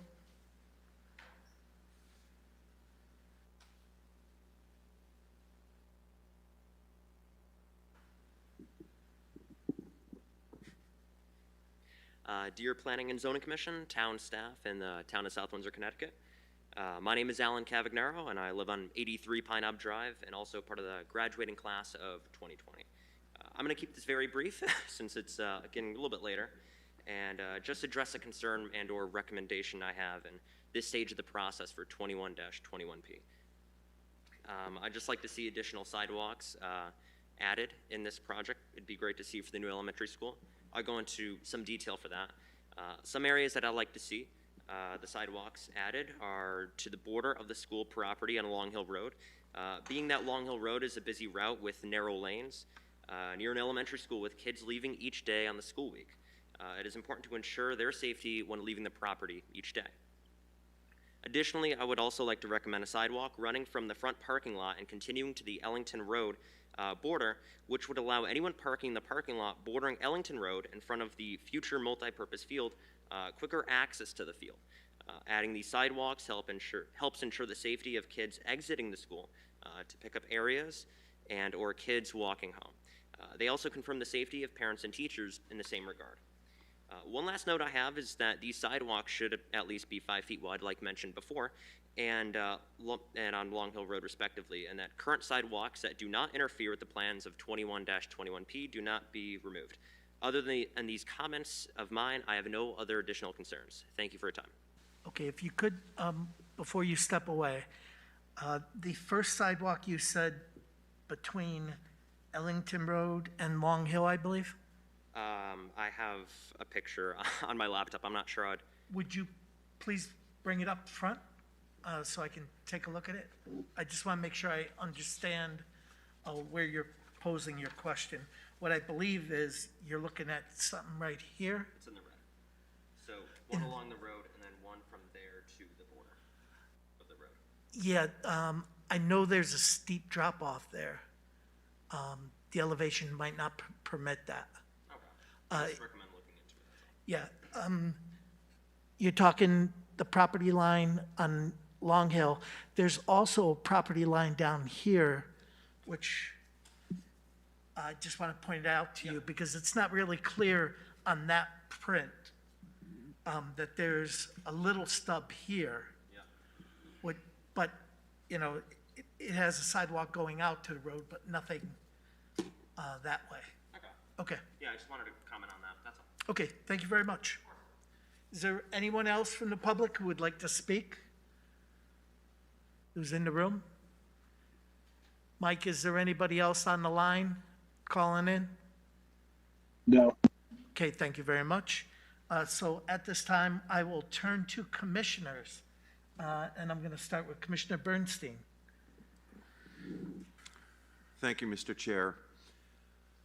This might be a timing issue. I'm not sure who can best answer it, but as I understand it, if I heard right, in order to achieve your grading goals, you're going to be moving a lot of earth from where the new school will be to where the old school currently is. And the old school is not going to be demolished until the new school is ready, so I'm struggling to understand how those two things can occur with each other. Well, certainly, we're not going to, for the record, Ben Wheeler again. Ben, if you, I don't think you're talking into the microphone. We're Thank you. certainly not going to stockpile on top of the existing school while it's in operation, so hopefully that's understood. But as I alluded to with the erosion and sedimentation control plan, that phase line, that will be strictly adhered to with the grading operations as well. So any material that's removed as the plateau is created for the construction of the new school will be stockpiled in that initial phase until the existing school can be demolished and that material get moved down to the lower elevations. So, and where will it be stockpiled? We are showing on our plan some stockpile locations. Certainly those can be adjusted to accommodate construction operations, but that will be largely up to the construction manager, Gilbane, and the site contractors to work that out. But even though that area is somewhat compact, we do feel that there is adequate space to stockpile that material. Some of the areas just may have to be delayed in construction until the very end, until that material can be moved. But we do feel that it can be accommodated while the existing school remains in operation. Paul, do you have your, I have many of them. there's a few different Okay. stockpiles. I'm thinking maybe a half a dozen areas. Okay, thanks. One last question, a totally different subject. So there is a relatively new elementary school in Bloomfield called Museum Academy. It's got a lot of the same features that I saw tonight. I'm bringing it up because one of the things, I'm familiar with it, one of the things that happens there is that in the afternoon when parents pick up their kids and the buses are there to take the kids out, there's a tremendous backup. And the reason there's a backup is because there are traffic lights within the neighborhoods outside of that site. And I'm just wondering if we might have a similar situation here. I'm not familiar with where lights might be as cars and buses leave the area that might create some kind of backup. But in the case of this particular school, it's very bad. We're checking to see if Dave Sullivan, our traffic engineer, still happens to be online. They would probably be on Long Hill because that is where buses are leaving, aren't they? Correct. All the bus traffic will enter and leave from Long Hill, Right. Which does not have any traffic signals itself, but there, as you know, there is a traffic signal at Ellington Road and Pleasant Valley Road, and one south of the school at Ellington Road and Chapel Road. Well, then, Dave, if you could speak up, did you hear that question okay? I did hear the question. We did look at the two nearest traffic signals, which were Ellington Road at Pleasant Valley Road and at Chapel Road. And those two intersections had no impacts to level of service with the additional site traffic from the expanded enrollment. So we did look at those and determined that the signals can handle the additional traffic. Okay, great. If I may, just in case not everybody could hear that, to reiterate what I think I heard is as part of the traffic impact study, they did analyze the two nearest traffic signals that I mentioned at Ellington Road and Pleasant Valley Road and at Ellington Road and Chapel Road. And including the additional traffic generated from this school, the traffic study indicates there will be no drop in level of service at either of those intersections. Does that sound correct, Dave? That is correct. Thank you. That's all I have, Mr. Chairman. Okay, thank you. Commissioner LeBlanc. Thank you. I have no comments at this time. Okay. Commissioner Foley. Ben, if you could explain I see where it says future ball fields, the baseball field and the multipurpose, where there's the existing parking lot now. So once the school is raised and you're gonna have that tier effect, I know on one of the conditions, I forgot what number it was, they said it's gonna be rough graded. So is that gonna be a separate, that's not gonna be part of this project? Is that what we're? So the base bid of the project is to grade out the areas to accommodate future ball fields, just like it's shown on the grading plan. Yep.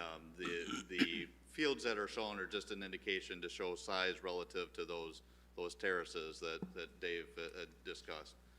The existing parking lot will remain in place and will be cut off at a location where that grading ends. And that will also be a part of the base bid. So any future development of improving those fields or modifying the parking lot to the design, that is not included in the base bid for the school. Okay. Is this the time to ask regarding like ball safety netting, or is that for the actual site plan? This is the actual final site plan. This is the actual? So, yeah, this is the So, time. yeah, a couple of things I'd like to see incorporated then in the base bid would be, and I had brought this up at the preliminary regarding ball safety netting involved with those lower future fields.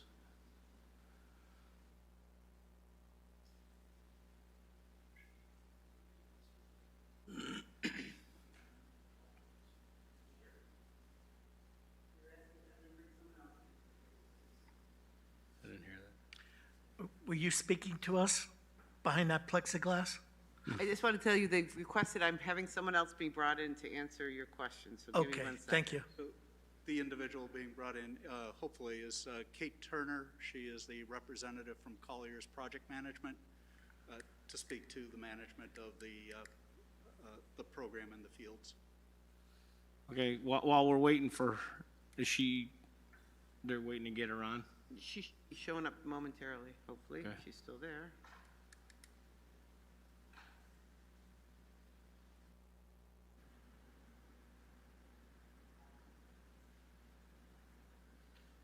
Well, until she's on. Feel free to, So, I don't know, this might be for, I'm not sure for what part of the team, but speaking with some of the town employees on the maintenance end of things, we had requested the last time, concrete maintenance strip around the perimeter of the building to alleviate the string trimming and up against the masonry. So last time it was requested, I'd asked this time that it be required, because the request got shot down. So this time I'd like to see concrete maintenance strip around the perimeter of the building for maintenance purposes. The comment was brought forward through our department review committee. We had several meetings through the development. It was put forth as something that was being sought. We did discuss it fully. We are not recommending it from the design side. The school system has identified that maintenance would be taken on by them, so there would be no burden placed upon town services to maintain that area. And at this point, that's our current approach to it relative to the Moss Strip area. Did you guys confer with the people that do the maintenance, John Caldwell from the town? Yes. You did? And you want to chime in, Ben? Well, I just want to reiterate what Jim just said, is the schools have agreed to take on that portion of the maintenance, so John and his crews will not have to. I know that was a request put forth by John. So in order to alleviate that, the schools have agreed to take on that maintenance. They would prefer rather doing that than including the Moss Strip around the building. Does that make more sense? So they're gonna outsource it, or they're gonna do it themselves? I can't speak to the structure. I understood it to be with their resources. And I can confirm that. Hi, good evening. This is Kathleen Turner. Are you able to hear me? yes, we are. I apologize for that earlier. I was trying to unmute. So I wanted to address the prior question regarding the lower athletic field. Yep. Yes, thank you. So at this time, and I apologize, I did have to reconnect my audio, so if I'm being redundant, please stop me. But at this time, our current plan is to release an RFP for design services to design the athletic fields after our bids have come in and after a guaranteed maximum price agreement has been reached with our construction manager, Gil Bain. At that point, we will have a more firm understanding of the budgets to develop the scope of work for the athletic fields. Okay. Well, I got you. I guess, Kate, stay on. I don't know if it's Ben or you, but the courtyard, what's the servicing of the courtyard? Here we go again. Ben, is this you? Or? Are you looking for the surface? Yeah, I want to know what it is, like, because, you know, this is that ball that gets kicked around all the time on. Again, for the record, Dave Dixon, SLR. At this point, we have looked at a couple different concepts. The concept that has been identified as the preferred concept is one that has kind of an undulating lawn surface. So there's going to be a fair amount of lawn in there. The discussion has certainly covered the question as to maintaining it. How are we going to do that? How will the school do that in the future? As well as irrigation. And at this point, my understanding is irrigation is being considered in this space, and that the town, someone at the town, I'm not sure who, we understand that there is a robotic mower that they're investigating to use in that space so that it can be programmed and run alone, unaccompanied, without having to bring a mower into and out of or through the school corridors or facility. Was any of the synthetic turf with the organic infills ever considered for this area? Yes, it was. And? My understanding is it was preferred to stay natural turf. And that's from the Public Building Committee? I'm not sure who that's from. Kate? Yes, this is Kate Turner with Colliers.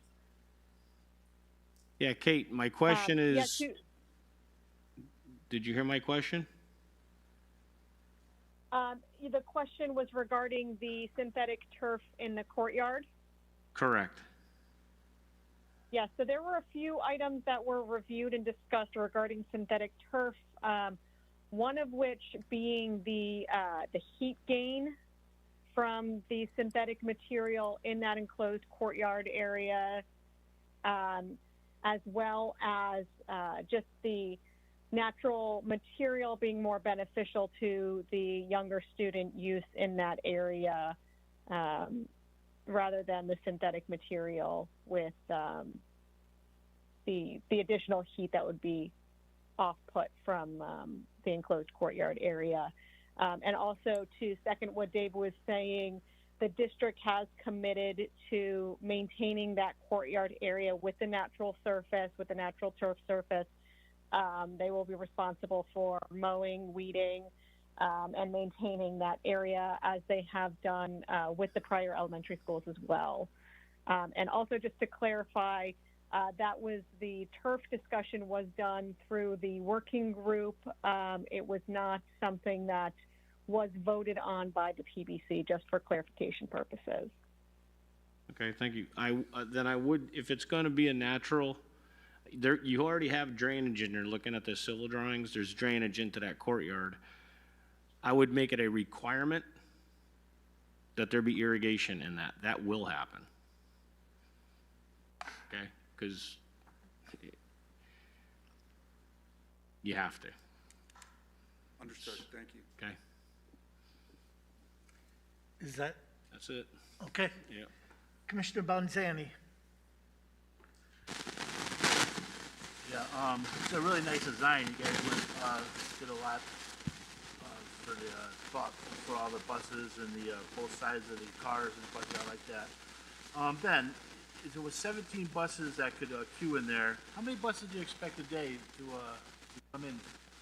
I mean,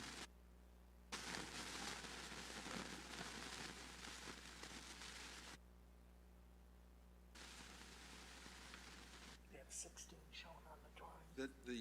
Dave Dixon, again, SLR. Our understanding is that the bus demand has been matched with what we are able to, the capacity which accommodates, as shown as 17 buses. That's our understanding. Yes. okay, do you have any idea how many buses are going to be coming in a day, or you don't really know because how many kids would? No, I'm sorry, I don't have that information. And I know the queuing for the cars, I think you said was about 40 cars. I go by there every day. I live right near Pleasant Valley Schools, and the cars are parked on Ellington Road. As of today, I mean, all the way down, it's such a dangerous situation. I know you can only do so much. I mean, 40 cars is that, you think that's going to be more than enough so that doesn't happen in the future for this new school? because it's a super dangerous situation right now. We went to great lengths to extend that and make that as circuitous as possible to capture the most cars possible. My understanding is that currently the existing school has a queue of about 15, which certainly contributes to the backup of traffic on Ellington Road. With 40, we should be in pretty good shape. And additionally, you've got the parking lot. So should the queue start to back up, people can begin to enter into the parking lot. We also understand that administrators and school facility folks will be out there in the morning and the afternoon to make sure that people are properly using the drop-off lanes and the parking lot, and no one's trying to come in and short-circuit the system with that little pass-through connection that we've provided.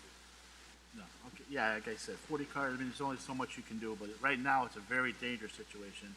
And the last question I have is, like Mr. Castle said, you want, all the buses are gonna come up Long Hill, take a right into the, school.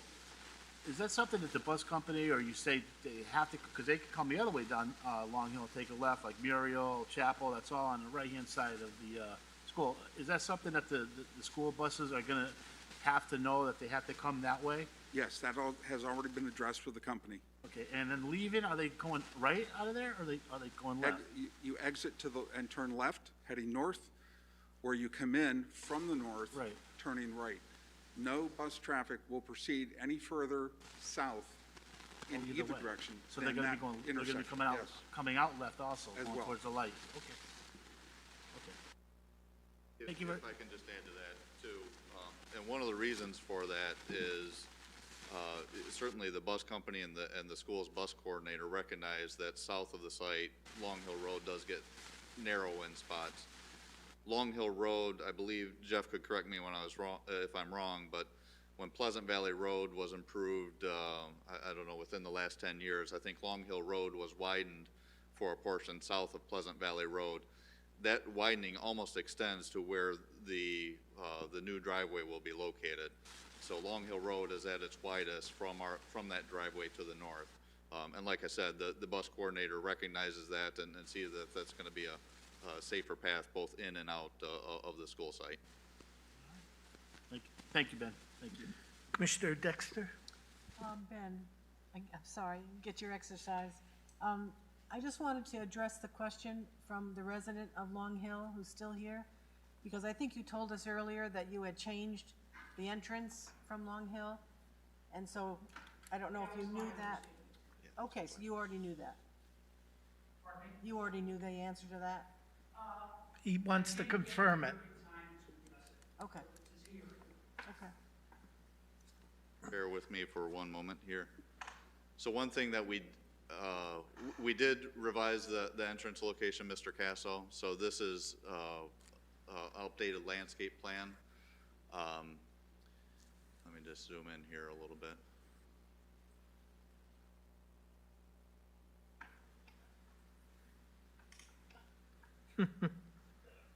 So there we go. So if you recall, the entrance was much closer to this sidewalk and to this parking lot. That utility pole that you speak of that was going to be relocated is about right here. That is no longer going to be relocated. So this does show the same location and orientation that we presented to the Cassos in the Zoom meeting.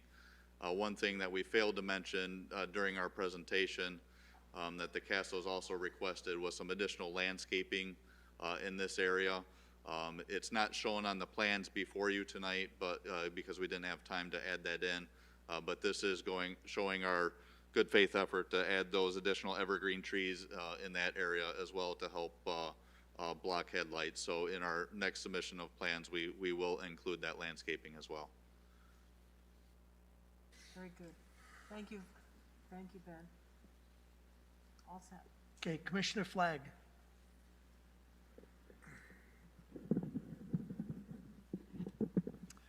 The first thing I wanted to say was I want to reiterate what Commissioner Bonzani said. I've watched the drop of the picking up of students there for several days, and right now there's 30 cars in there all the time. And this school is going to be bigger and it's going to handle a lot more students. And you're saying that you'll be able to hold 40 cars in there. Well, then I don't know, what the answer is to that, but like I say, there's 30 cars in there right now, and 14 of them are right out on Langton Road, and I hope that doesn't happen with this new school. The second thing I wanted to ask, a question was, does this school have an elevator for the handicapped?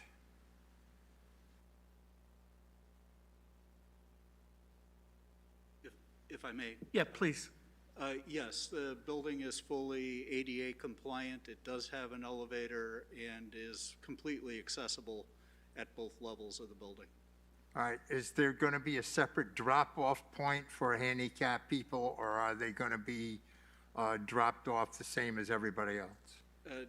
David Dixon could probably speak to it more fully, but yes, there are dedicated handicap parking spaces, and in terms of front drop-off, I believe that is fully accessible as well. Yeah, the only other thing I would say is that the state now requires what's termed a passenger loading zone, and there are dimensional requirements for that. And that space is identified at the front of the school along the drop-off right at the main entrance. So you'll see it on that plan. You'll see the symbol. You'll see the traffic sign that identifies it as a passenger loading sign. And that's also identified on the SPM plan, which is the signage and pavement marking plan is identified as well, the SPM plan, which is in the set. Okay, thank you. You're welcome. That's all I have. Okay, Commissioner Powell?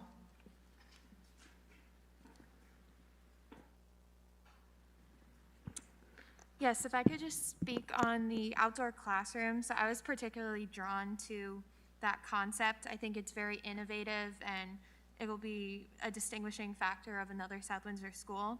I think that there's many uses for it, so anywhere from teachers bringing students outside to read their books during the day, or they can perform science experiments there. Art classes can draw what they see around them. I think there's many uses, and I think it'd also be great for in-school field trips. So if the school is bringing in maybe some environmentalists to kind of teach the kids what they're seeing around them. So overall, I think that's an excellent idea, and I would hope to see that that area is well maintained throughout the year so that it can be accessible to teachers and students. So I've heard other questions asked about the maintenance of certain areas. So if I could ask who would be maintaining that outdoor classroom area?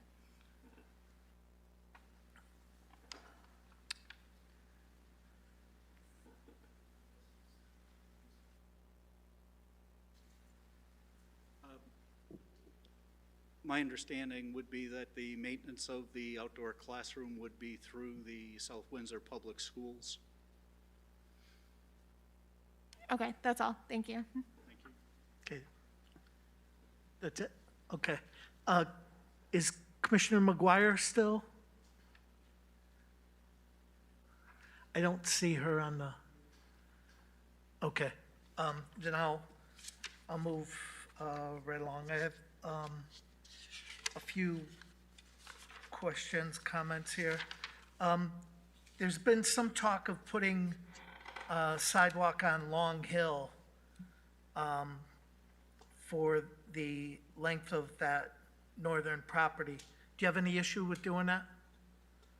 I mean, it's important to keep the kids as safe as possible walking. And, you know, from your traffic report, it was saying, I believe, the 85th percentile was like 48 miles an hour on that, or maybe it was 42. I might be confusing it with Pleasant Valley or Ellington Road, but still, it's a significant speed, and any sidewalk is better than no sidewalk. So do you have any problem with putting a sidewalk on there?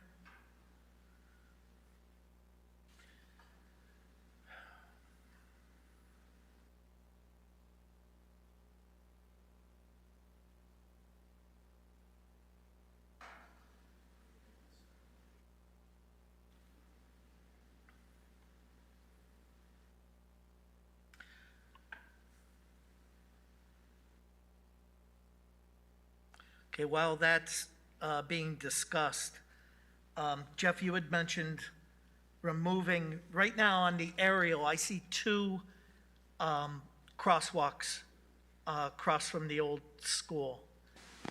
I would like to see one of them stay to make it, to facilitate people getting across the street if possible, because there's no sidewalk on the other side of the street. I think they're showing a new crosswalk across to Park View Road. No, I'm familiar, I can read a plan. But that's one crosswalk, and you're talking probably 1,000 feet down the road, there's an existing crosswalk. I don't see any harm with keeping that. So that's gonna be one of the conditions that I make sure are on our approval. I mean, I don't mind getting rid of one down there, but, I mean, that's fine, just for the record, that crosswalk goes nowhere. right, except to probably a house over there. Yeah, whatever house is across the street. Right. I mean, any way we can get people across the street safely, I think it's a good thing. I'd also probably like to see one or two on Long Hill, just so people can have a safe place to cross, where if there's a crosswalk, the cars need to respect that. If it's just a pedestrian in the road, there's not as much respect given to that pedestrian. That's important to me. So I think that's important to have. Okay, I have about 20 other things, so I'm not going to delay on this. If I may, relative to the sidewalk issue. Pardon me? If I may speak to Please. the sidewalk issue. We have, in response to the discussions that were held at the informal meeting, have committed to the sidewalks along Ellington Road. This is an expense that is fully outside the reimbursable scopes of the project. We would respectfully, take this information back to the working group and the building committee for further discussion relative to Long Hill Road. So you'd like me to leave the public hearing open? Well, it's an important discussion. It is Yeah, absolutely. It is a significant expense to the project that I think has to be fully discussed. Paint is a significant expense? Excuse me, sir? Paint is a which one are you talking? The sidewalk is a significant? Sidewalks is what I was speaking to. Okay, Yes. So okay. no, they're not painted sidewalks. Yep, no, I'm painted crosswalk. Yes, Okay. I understand that. My apologies. Not at all. Okay. But, it's an important issue and one that they take very seriously, obviously. They embraced it with the Ellington roadside, which is a significant amount of sidewalk. Well, I'll speak no further and leave Yeah, it because at- I've got a lot more to go, and I'd like to get done tonight. So just stay up there, because I'm sure you'll probably have a few more concerns. First off, by the gymnasium, I don't see any handicap parking out there. I'd like to see 2 handicap spaces out front of the gymnasium. If any parent comes to watch a kid play a game or something, and they're handicapped, they need spots to park. So you're gonna need 2 spots plus the 1 receiver spot. You have a sidewalk coming off the southwest corner of the building roughly that takes a big long trip around the field.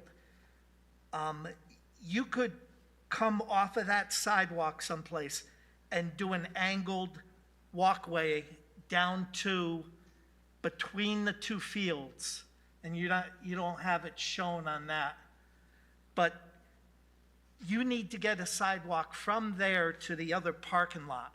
You're asking for a exemption. Why don't you step up here and I'll show you where? Just so.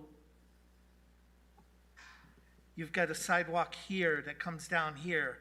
Where I have it in yellow here, you should be able to come up to your parking lot. You need access to this parking. I've got a question. Is there anybody here representing the school, the principal, or anything else? Okay. Is there anybody representing the school other than the owner's rep? In the past, the principal has come to these.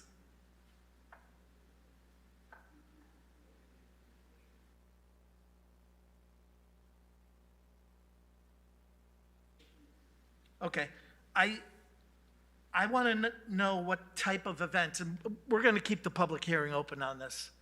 I want to know what type of events are planned in the evening. Are there any open houses? I want to know where the students' parents are going to be parking, because with the amount of teachers and staff you have, you're not leaving a lot of wiggle room with parking for people if there's any type of event. And, you know, just growing up in the school system, there are events. So I just want to know what the plan is. If we're going to give any kind of waiver on these parking spaces, I want to know what you have for reserve parking, where people are going to park if there are events, okay? Okay.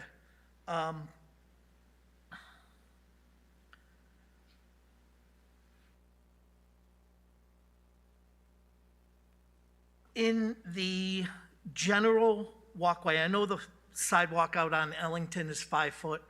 What are the walkways internally of the site?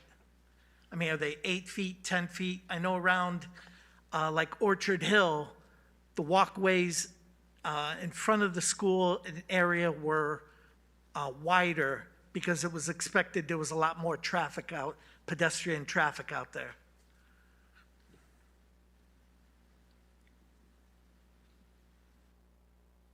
I know you're going to have 800 kids in here. I'm wondering, do you have significant areas designated for like evacuation routes? 800 kids. Say there's 4 places, 200 kids each or whatever. I don't see them on the drawing or any areas that are big enough for that other than parking lots. So I'd like an answer to that question. Doesn't have to be tonight. Let's get through the questions first, okay? Sure. Largest events. I heard during your presentation you can stack 17 buses. I see on your print 16 are listed. I had asked on the cul-de-sac, if you want to call it that the sidewalk be extended some, which would give you the stacking for another bus there. And yet, I don't see that. I think you really need to do that because there is place for a bus there, but there's no sidewalk to drop the kid off. And with doing that, you should probably also have a painted crosswalk across there. Coming in through Long Hill Road on that path, that is an old existing path. I'm not sure why, or why it hasn't been done, but I would like to see that path at some point, there be an offshoot up to that circular driveway for kids walking from Long Hill. I don't know if you expect them right now to walk all the way down that path, past part of the athletic field and then come back. I think that's a little ridiculous. When the path is right there, you can just, put in 50 feet of sidewalk or whatever to make it easier for them to get to the school. I see where our town engineer had said the sidewalk needs to be completed over around the POP program area. I believe that's where you meant, Jeff. correct?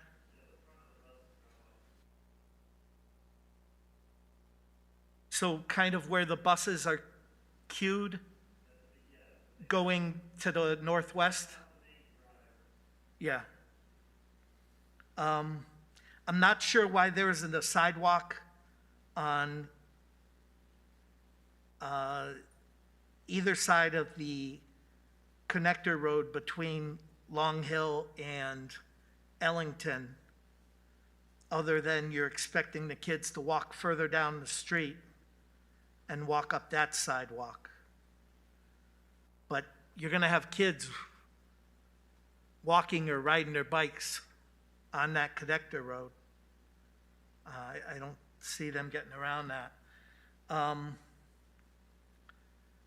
a little concerned with the entrance where the parents might come in to that parking lot.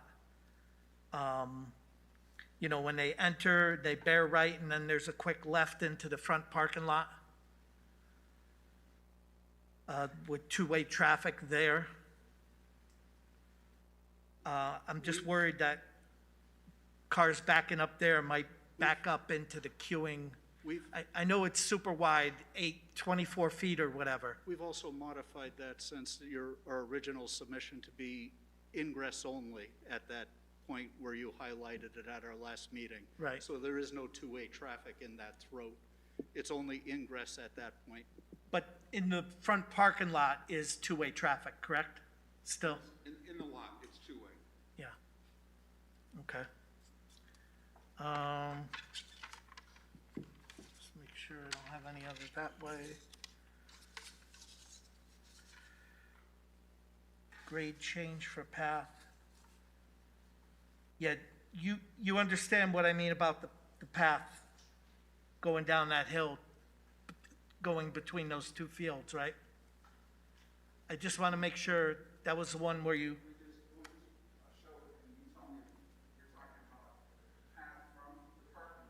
Yeah. Into the field, and then somehow connected up to the gym, towards the building.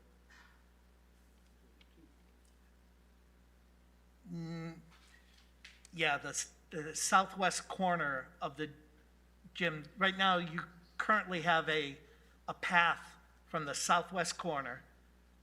Yeah. If a path came from there, going across the grade, yeah. Really, it'll go to the west. And again, if you wanted to come see it on my plan, I could show you exactly.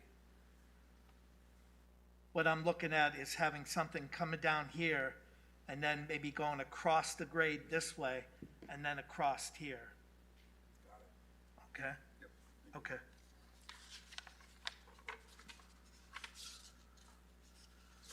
That connection again.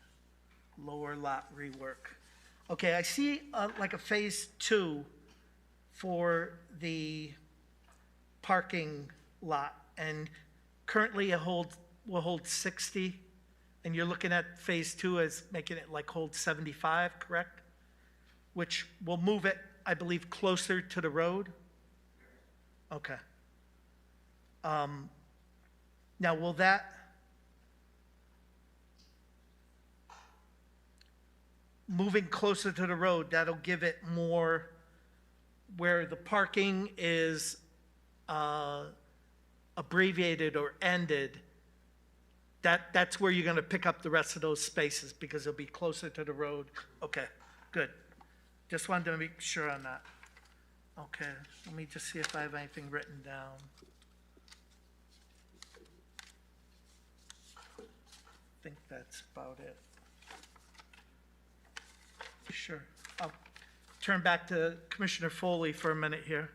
Steve, I forgot your last name, but your concern Castle. regarding, okay, sorry. The cut-through traffic from Ellington Road to Dart Hill. To Long Hill. Steve, if you would step up to the podium, please. When we approved Eli Terry, we used some gates to control traffic. Could we do the same? I would like to see some kind of control so that this doesn't become a major cut-through with the concern. Right, that's a safety, it becomes a safety issue at that point. And you're talking about preschool kids being bordered right up to that cut-through. And you get teenagers and 20-somethings, you know, they don't want to sit at that light down at the corner of Pleasant Valley and Ellington Road. And there's plenty of traffic that cuts through that church already. So that's a thought. So we utilized a gate system at Eli Terry for when the kids when they were dropped off, when school was in session. Yeah. But we could also implement that for when school's out, you know, open the gates when the bus needs to flow in the mornings and the afternoons, right? And then in the interim, when at school after hours, and, you know, when school's closed, there's to be a gate system, so it doesn't become a thoroughfare. Yeah, I'd probably like to hear what the applicant had to say about that. Ben, I think that'd be Ben. Yeah, so a couple of things. First of all, let me pull this up so I can point to something. So with the circulation, in particular with the pre-K drop-off, now granted this happens at different times than the, here. Is that better, Kevin? There you go. Sorry, Bart. Yeah, thanks. Mr. Foley asked the question, so he gets priority. There you go. So with this drop-off action will happen at different times from the regular school drop-off, but the circulation for this is one way through here, and they will circulate back out and then again be directed back to Ellington Road, because that will be parent drop-off. So there's really not an opportunity for a gate anywhere through here, because obviously the buses need to come in from Long Hill and access this point. Shortly thereafter, this traffic will need to circulate back out and go back out to Ellington Road. A couple other things to note too is, especially for event traffic, granted gates can be opened, but for event traffic and circulation, you know, with staff parking as well, we want to make sure that there's internal connections throughout the parking system here. We think we've designed it to accommodate all three uses separately, but if by chance one of these parking lots is full, we really don't want somebody to have to circulate out back onto the public roads, Ellington Road and Long Hill Road, to get over to another parking lot. Well, how about, Ben, if you pulled out of the faculty and staff parking, and keep going up, right there, if there was a gate system there, I'm talking about for like after hour, like when the school's closed, there's no events, that way it doesn't unless you think that the speed bumps will be enough control. I'm just looking at it as becoming that. Yeah, sure. Well, for after hours, I know when we've met with both police and fire, you know, they're not excited about any sort of gate system, you know, that they would have to traverse through, you know, that's locked down all the time. If it's something that's open most of the time and closed periodically, I think they'd be okay with it. But again, I think that presents problems for this. This particular crosswalk here is a raised crosswalk similar to what we did at Orchard Hill, if you remember that. Yeah. You know, we have two of those at Orchard Hill, and I think that's done a pretty good job of mitigating the cut-through traffic there and certainly the speeds. These aren't your typical speed bumps where people just fly over those. If you fly over this, you're going to lose a muffler. So with this, and this is also a speed hump, again, more substantial than your typical speed bump. So I do think we've done a decent job of limiting the cut-through traffic with those, and also with the tight curves, especially on this end of the site. So between that, the circulation for the IPOP and POP programs, and also the interconnectivity between all three parking lots, we really don't think a gate is desirable, you know, long term for the circulation on the site. That's all I had. Okay.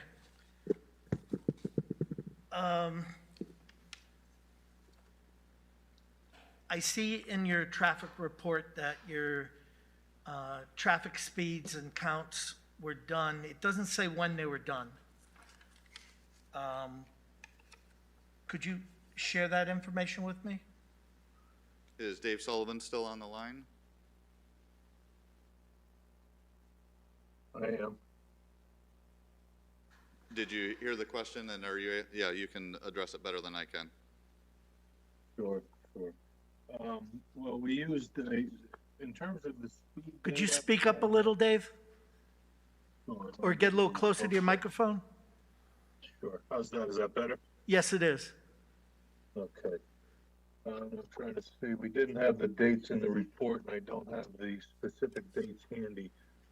But we used, for the actual traffic counts, we used counts that were collected for other developments in the area. I can tell you specifically which one those were, if you bear with me 1 second. Okay, I'm seeing a traffic monitoring data from March 2019. But, Which would be the DOT count, I believe. yeah, I'm wondering when your speeds were obtained, really. The speeds were obtained when, during the pandemic. I wish I had the actual count in front of me, but school was not in. So the speeds were actually higher than they would be on normal school days.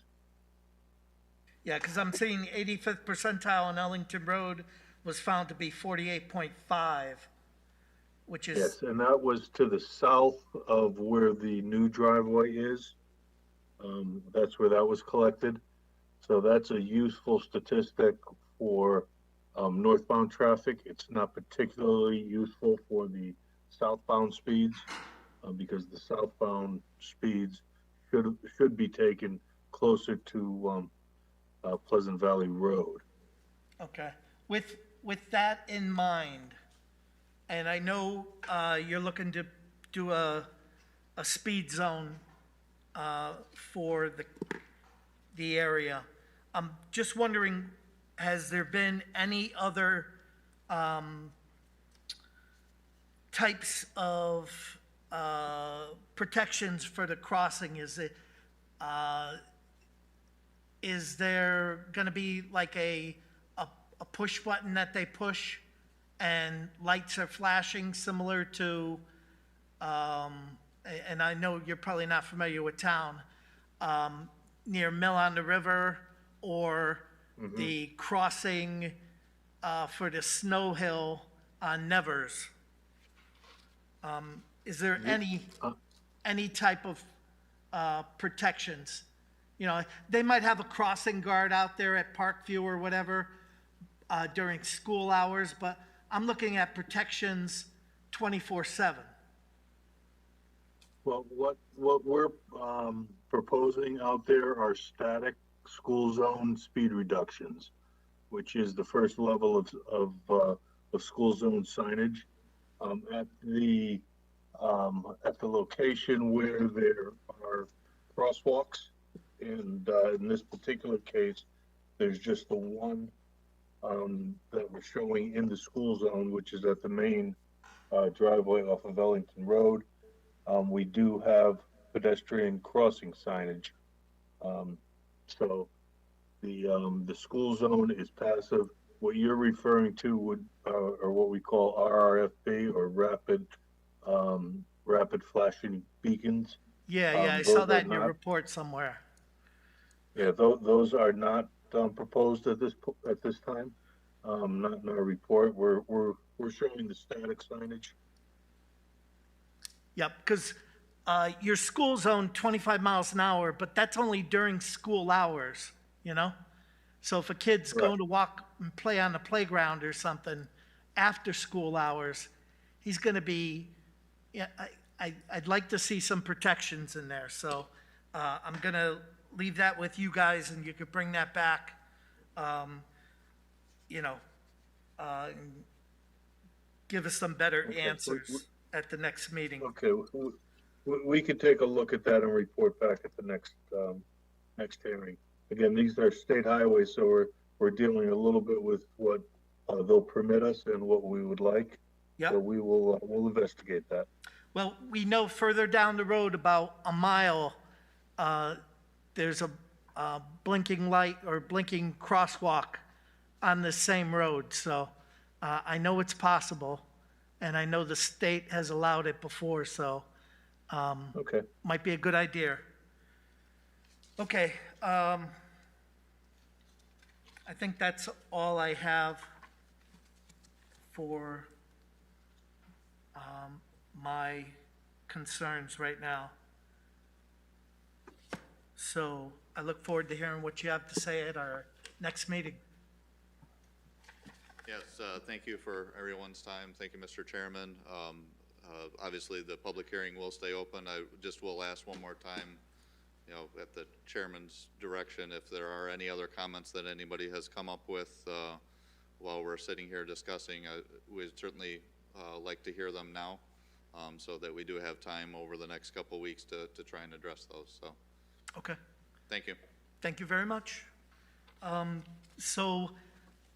Michelle, when can we extend this public hearing to? June 22nd would be your next regular meeting date, so it could go on the 22nd. Okay, so I'll entertain a motion to extend our public hearing to June 22nd.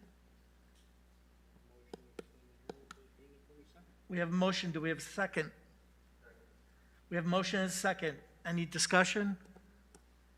All those in favor of the motion say aye. Aye. Those opposed? Motion passes unanimously. Thank you. And I believe that concludes us for the evening, correct? Okay, thank you, everybody. Thank you, members of the public. No, we're automatically adjourned once the public hearing's done. Because, yeah, if you want, sure.